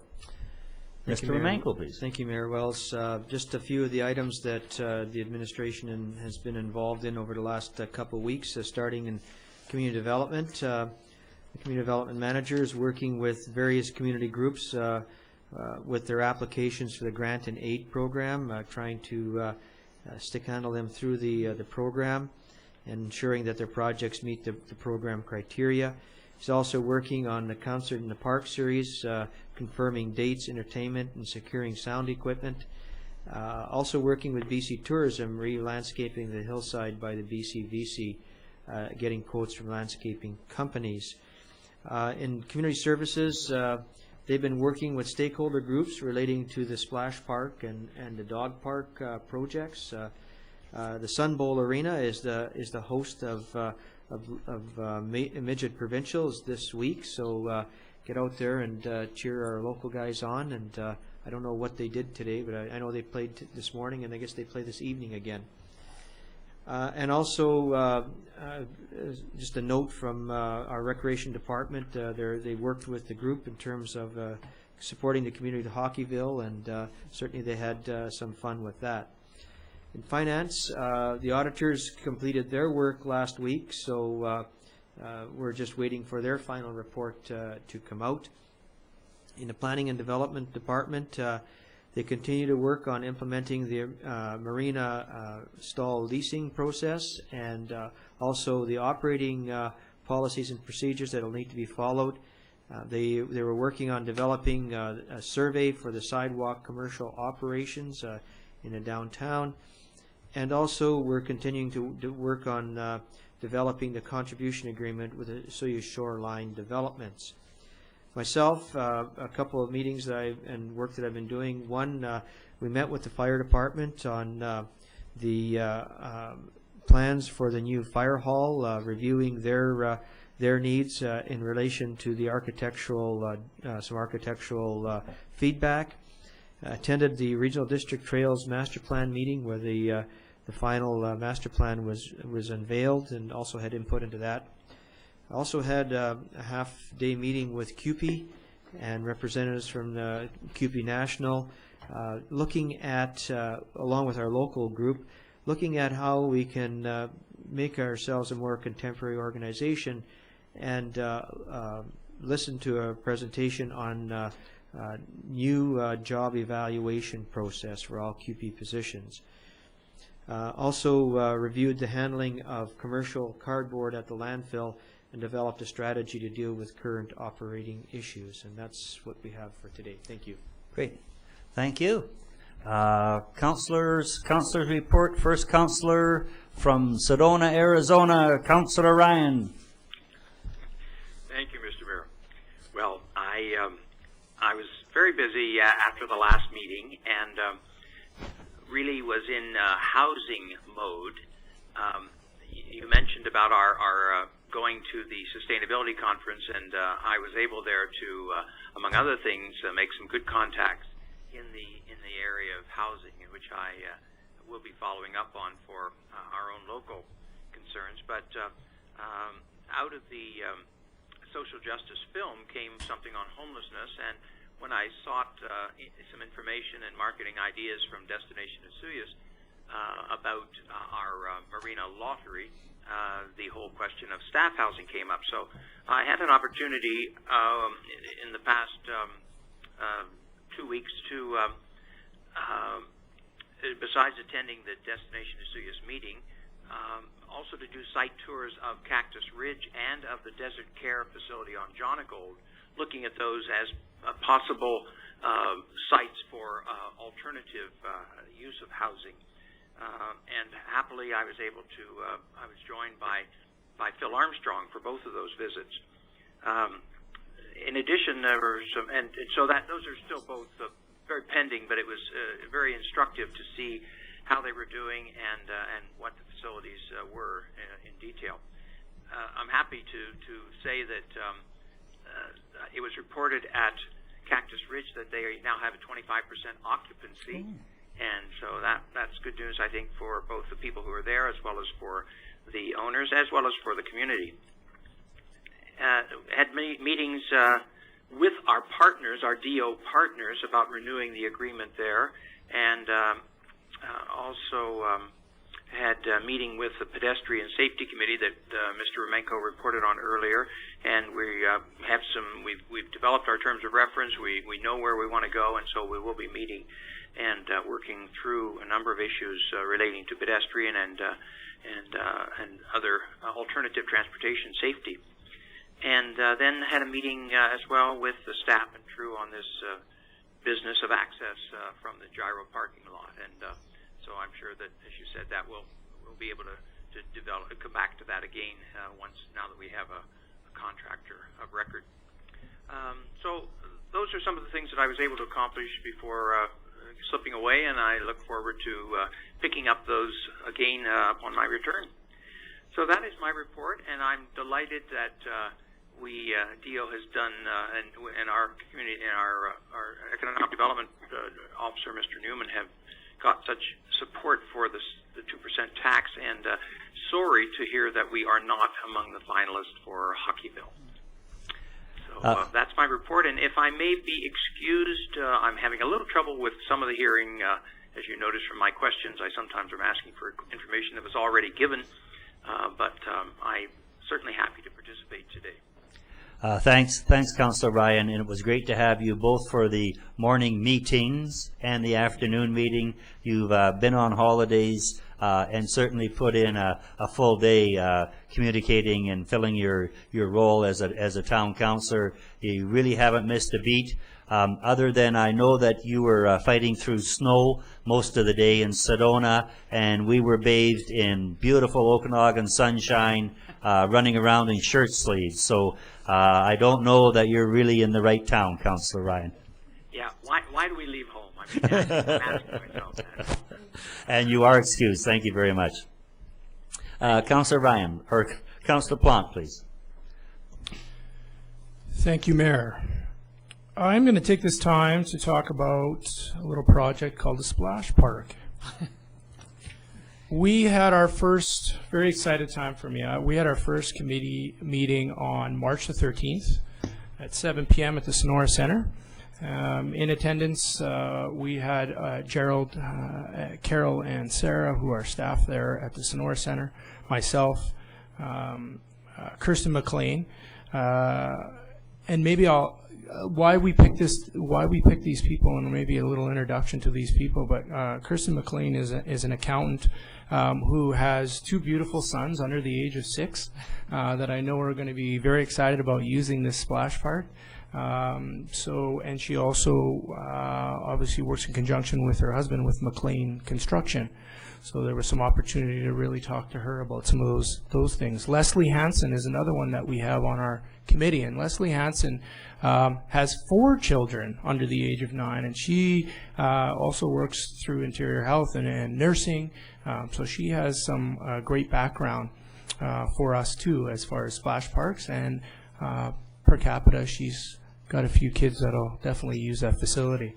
Cheryl King, who is our president for Rotary here in town, and Jim King was there as well. Cheryl was there. She was there just again to give her support to the splash park. We had decided through talks that they would kind of start to look after fundraising as we get going, and how we're going to go about funding the project and finding some matching grants. So I think having them on board is going to be a huge bonus for us. And going on into that meeting, we obviously, there was a lot on that agenda because we want to move forward with this. Our passion is to get this on the ground. And with council's approval in the process, they gave us the chance to, again, bring these community stakeholders together and explore through feasibility the development of the splash park. And the main thing they did for us, the town, was allowing us $10,000 in our 2012 budget for this planning and promotion. And going further on in that, we do have reserve there of just over $90,000 to this project. So they were very excited about that, and I think it's a great response by town and council that we showed for them, and they were excited about the process. We talked about many different things. One of them, again, is location. Where are we going to put this? And we bounced around a few spots, but really we were excited about the area of Jackshaw Gardens and the Sonora Center. And that brings up why we thought that, because of the elementary school there, the Sonora Center, the summer camps, access to the beach through the tunnel. We don't have to worry about kids running across the streets. We do have a lot of families in that area that live there without transportation. And so the school proximity and the proximity of that park for them would be great. So again, looking at that spot, who we were missing, and Ron regrets that he couldn't be there, but Ron Doucette will be a huge part of this discussion, because he will really help us out on the infrastructure side as Public Works, and dealing with whether or not that area will be suitable for it through our water management program that we're recommending for them, and the well that's already existing there, and whether it works. So we've got some testing there we have to do with our engineer and also with Public Works. So we are excited about that. We've put a commitment that this is going to be, that we're going to come forward to council hopefully before September and October 2012 to approve with that. Now, with time, who knows, it could be sooner than that. We hope that it is, that we can get the community buy-in, and that we can start really gaining funds, start looking at how we're going to go about matching grants, finding matching grants, and so forth. So that was, we talked about design, and the other thing we talked about after the sustainability conference that we went to was about how we were going to engage the public and how we were going to get their community buy-in. And obviously, I'm a big kid myself. I know I'm going to use a splash park. But this is based for the kids. So what we wanted to do was make sure that we get out there, interact with the children at both the elementary and high school, get them involved with workshops, with even the fundraising. Let's use the imagination of what these kids have. They're leaders. They're going to be leaders in this community, and this is for them. So we'd like to involve them in every process that we can. Could be a workshop there where we allow their imaginations to go wild and talk about every little aspect of what they'd like to see in a splash park. And so I think there's ways that we're really looking at how we're going to involve the community and get community buy-in on that project. So our next meeting is actually, we're moving forward fairly quick, but we're going to be doing one April 3rd at the Cactus Center at 6 o'clock because we're gonna at that point have some more feedback on the location as far as the infrastructure, engineering of it, and we're going to go on site. We're going to take a peek at it and really think about, standing in that spot, how this is going to work. But our commitment to the community, we wanted to actually put up an 8-foot banner at the time of Hockeyville to say Splash Park coming, Osoyoos, because we think it's time to stop the talk. Let's write it out. If that's an 8-foot banner, then that's the way we'll start going. So again, we want everybody involved in this. So your feedback at any time, either you can contact me or Gerald. Again, with fundraising, contact with our Rotary. We're very excited to get this going and want to make this one of the big community buy-in projects for this year. So thank you. Thanks a lot, Councillor Plant. That's great, and I think it's exciting for everybody. I know I'm really excited about the Splash Park, and sort of was there when it came around the first time, and I don't know, the balls all got bobbled or juggled or something like that. They sure didn't come up right, but I know this one, we're coming up right on this one, so looking forward to that. Councillor Rhodes? Thank you, Mr. Mayor. Gee, I don't even want to go on after that report. That was great news. Yeah, great project, and yeah, just really excited about moving forward with that. Wanted to start my, well, I should say that I am going to move onwards anyway, so. Wanted to just thank everybody that responded to my last council report regarding the rainwater harvesting at your personal homes and some of the things you can do. I was just absolutely blown away about the response that I got, just dozens of emails, full gamut, questioning my sanity or insanity, right to thinking it was the best thing that ever happened in this community, and everything in between. So I felt that I owed everybody a big thank you for that part. I wanted to move into a project that's going on in the world called Earth Hour, and that's taking place on Saturday, March 31st from 8:30 at night till 9:30. And just a couple of words on the background. This Earth Hour began in Australia in 2007. There was 2.2 million individuals that participated by turning out their lights for 1 hour. Now, it's grown into the largest environmental event in history. There's more people that participate in this environmental cause than any other thing in the history of mankind, I guess. There's 5,200 cities and towns that participate in it right now in 135 countries worldwide. And Earth Hour has done so much to raise awareness of sustainability issues, and it's all about giving people a voice and working together to create a better future in our community. So I just wanted to let everybody know that there's a few ways that you can participate with this. Some are informal, some are kind of formal. On March 31st, as mentioned, from 8:30 in the evening till 9:30, you can turn off all your non-essential electrical devices and sit there in the dark for an hour. Second thing that you can do is you can do what I said in number 1, but you can also encourage, family, friends, and any acquaintances to do the same thing.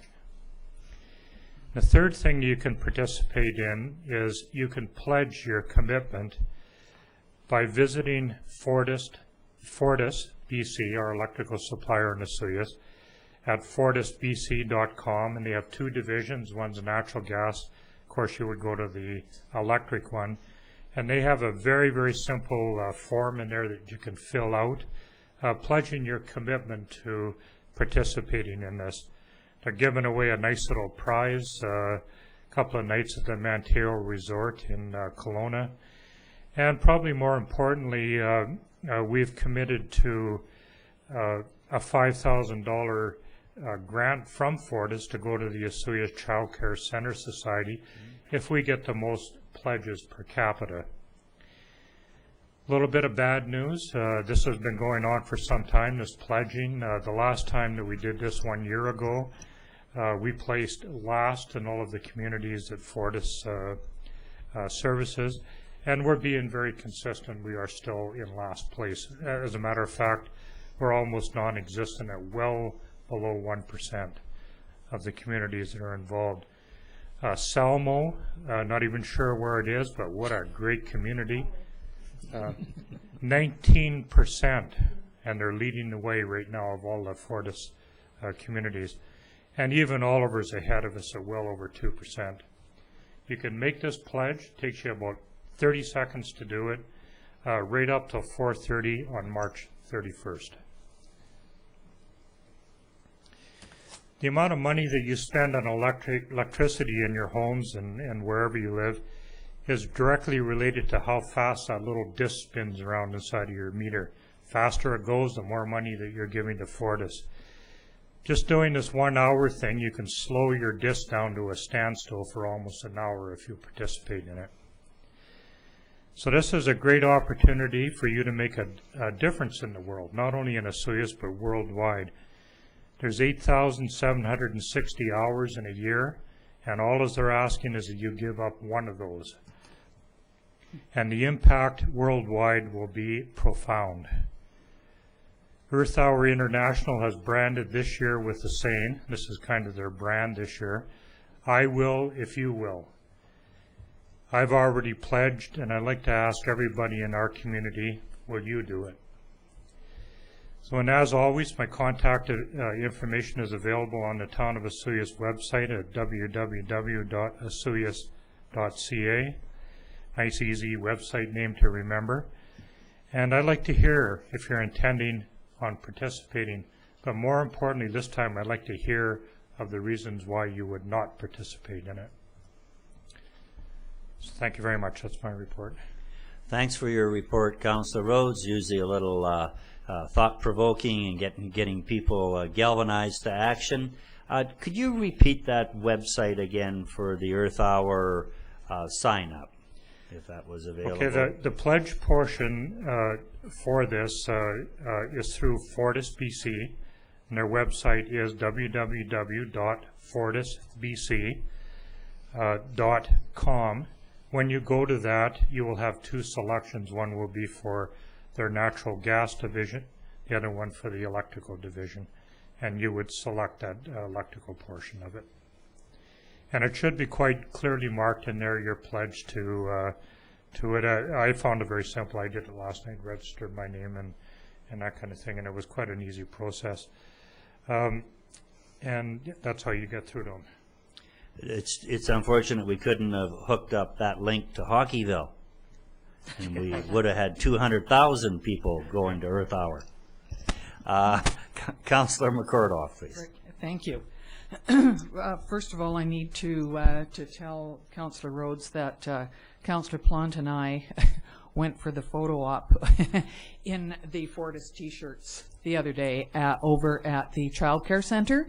So hopefully that picture will be in the paper, and that will be a good reminder to people to participate in Earth Hour. So for the last couple of weeks, I have enjoyed a family vacation in Maui. Now, I didn't just sit there and drink wine. I did pay attention to some of the things that were going on. I had my computer with me, and I did keep tabs on the emails and things that were going on in the town. I also was quite interested in going on the local TV station in Maui, and they had their council reports on there. And guess what? They have exactly the same concerns and projects that we do. And I was quite interested in that. So when I was paying attention to the council reports from March the 5th, and I watched them on Granicus, I saw that the other members of council had gone to a sustainability workshop. And on the TV in Maui, sustainability workshops were being handled at the same time, and they were quite keen on using the 100-mile diet. Lots of the restaurants were trying to encourage people to grow their own vegetables and fruit, because they're a small island nation. the most remote in the world, 2,000 miles from any landmass, so the cost for bringing in goods and services is quite a bit higher than it would be in other places. The other thing that I found that was interesting was that, and I'm not trying to make anything around here in Osoyoos, but it's just something to be aware of, that in the grocery stores for the last year, they have not allowed plastic bags in Maui County. And they're really encouraging people to use the recyclable bags, which of course we do here. I do know that some of the stores here that have plastic bags have the biodegradable ones, so people are thinking about that. Land use issues, a big thing for the council over there. Developers wanting to come in and take agricultural land and use it, and it just resonated with me that there was a lot of the similar issues that we have here, because of course it's they depend on people's coming there and using their water sports, and it's a total resort community as well. The other interesting thing was Councillor Rhodes' report last time on water and using rainwater and storage and that type of thing. And while there were floods over in Hawaii when I was there, not directly where I was, but in many places there was huge torrential rain, water is a huge issue as well over there. And they were into keeping tabs on how much you used, and as a matter of fact, they had they had something on that day. It was called Treat the Leak Week.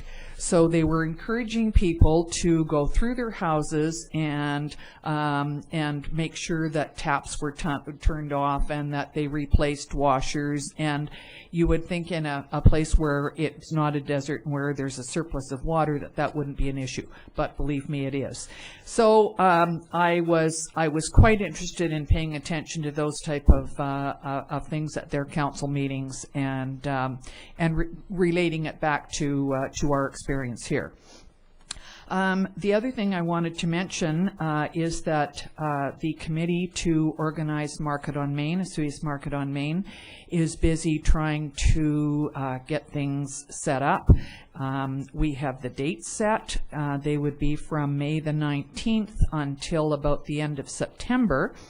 And right now we are looking for vendors, and there are we have a great number of vendors from last year. This committee has been going for about 7 years.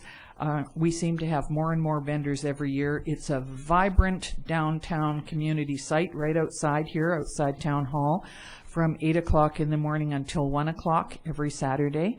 And if there is anybody who has it's homemade, homegrown is our motto. If you have any questions about it, or if you would like to be a vendor, and we encourage the 100-mile diet, we encourage homemade art projects and everything, please give a call to Jessie at 495-3537, and we would be happy to include you on our list for Market on Main. And that's my report. Thank you. Thanks, Councillor McCordoff. You must have had that one stored up for quite a while. Well, no, all of it. No, that was great. It's always neat going to council meetings when you're out of town. When I was down in La Quinta around Christmas time there, I went, didn't go to a council meeting, but met with the mayors, and yeah, it's the same issues. They just spell them a little bit differently, I guess. I've had a pretty interesting couple of weeks. I think the big news today was the community recreation grant in the amount of $232,000. Council went up on 62nd by the high school and received a check from MLA John Slater in that amount, $232,000, that are going to go to complete the sidewalk / trail between 62nd Avenue and the highway, all the way up to the golf course. So that's just that whole connectivity issue that we've been at for quite a few years, and we've tackled it a couple of times, and it always came in so darn expensive. I know we thought we were going to do it at one time for under $200,000, and it came in at $400 or something. And you know, we've had it out there. We wanted to do it, and now we're going to bang this through. We'll be taking this to our engineering firm, who I believe already sort of has it on the shelf from the last time we went through on the application. We should be going to tender on this. This should be a good news this year project. It could be before summer without too much difficulty. So it's really a good news. And for the folks that live up there, you know, they've been up there in those houses paying a fairly high tax bill, I must say, and now they're going to get this connectivity to town and walk, and it's through the BC government and recreation part of it, and you know, it's about physical activity. They're going to be able to bike and hike and jog and walk and do all those things on the trail. So it was really exciting, and I think I'm going to offer a little bit of credit where it's due. John Slater did a whole bunch of behind-the-scenes work down there. These grants, there's not grants for every town. And I think he's worked really hard both on this project, and he certainly worked hard on bringing that correctional center to the Osoyoos Indian Band lands just outside of Oliver. And that's going to have a big impact on us too. So he's certainly been working hard for the town people of Osoyoos, and we like that. I've been busy. I've been through regional district. I was sitting at a regional trails committee, which sort of involves Naramata to Princeton to the border and all areas in between. And there's a tendency that folks want to look at that Kettle Valley trail line and things like rail line, and they look east-west, and I'm always there trying to pound the table and make sure that they get the north-south component where we can get from the international border by Vassou Lake and be able to get into Penticton and really open up some trails both for ourselves and for fitness, but as a bit of an economic driver. A lot of families are going on trail vacations. I attended a meeting for SIDIT, Southern Interior Development Initiative Trust. This is a whole new world for me out there, sitting with $50 million. 40 of it sitting there pretty hard cash right now, looking at there's a grant program, but there's also a lot of strategic money going out to startup companies. It's mostly about job creation, so it's new, so it's exciting, and a big learning curve for me. So I'm doing that and chairing Okanagan Basin Water Board at a meeting there, regional district. Hockeyville. Gee whiz, too bad. We worked hard. I thought the town did really well. We certainly didn't lose. We were winners on how that pulled the town together. It really did just pull everyone together. There was a real neat community feel about it. I thought we did really well. I've been trying to get the numbers out of census, out of Canada, StatsCan, and looking at the last census, and I don't have it where I can actually pound the table, but I believe on a per capita basis we led in British Columbia. So I'm going to work that out a little bit more, and certainly I think you should be looking at a per capita basis. I mean, if Montreal was in the race, would West Kelowna win? You know, those are the kind of questions. So I really take my hat off to the craft food people, but I don't know that they have it just right yet, where there seems to be a large imbalance on population size and scale. And this is not sour grapes. This is congratulations, Osoyoos. You did real well. And Kathy Martins, thanks a lot. That was just a great effort out there, pulling this town together. It's also Water Week, so this would be, there's some special, I just took some posters over to the Sonoran Center for the kids. They can win a pizza party and a splash park and things like that. So it is Water Week, World Water Week. So let's all pay attention to water. Ties into what Councillor Rhodes was saying and a few other comments that we've had out here. One more. I'm really enjoying council involvement in those special projects that they took on right after being elected. We've got the weather station, we've got the dog parks, 2 of them happening, we've got the splash park, and as we heard from Councillor Ryan today, he's moving forward on the housing.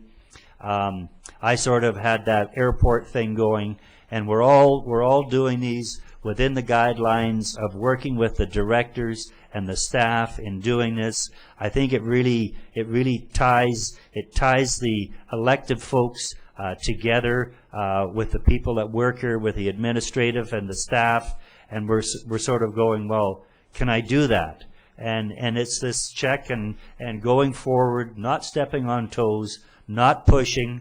And I just think it's really good for particularly for all of us to really understand, working together and how things get done and how things don't get done. And we're coming away with a lot of knowledge. So I really like seeing this, and we're not stepping on toes and not budging to the front or pushing anyone. We're just working together, and it's a real positive thing to see in the community. So, and particularly in town council staff. So that's my report. Good afternoon. Have a great sunny day. Bye for now. Motion to adjourn. Councillor McCord Rhodes, all in favor? We're adjourned. Thanks, Jeanette.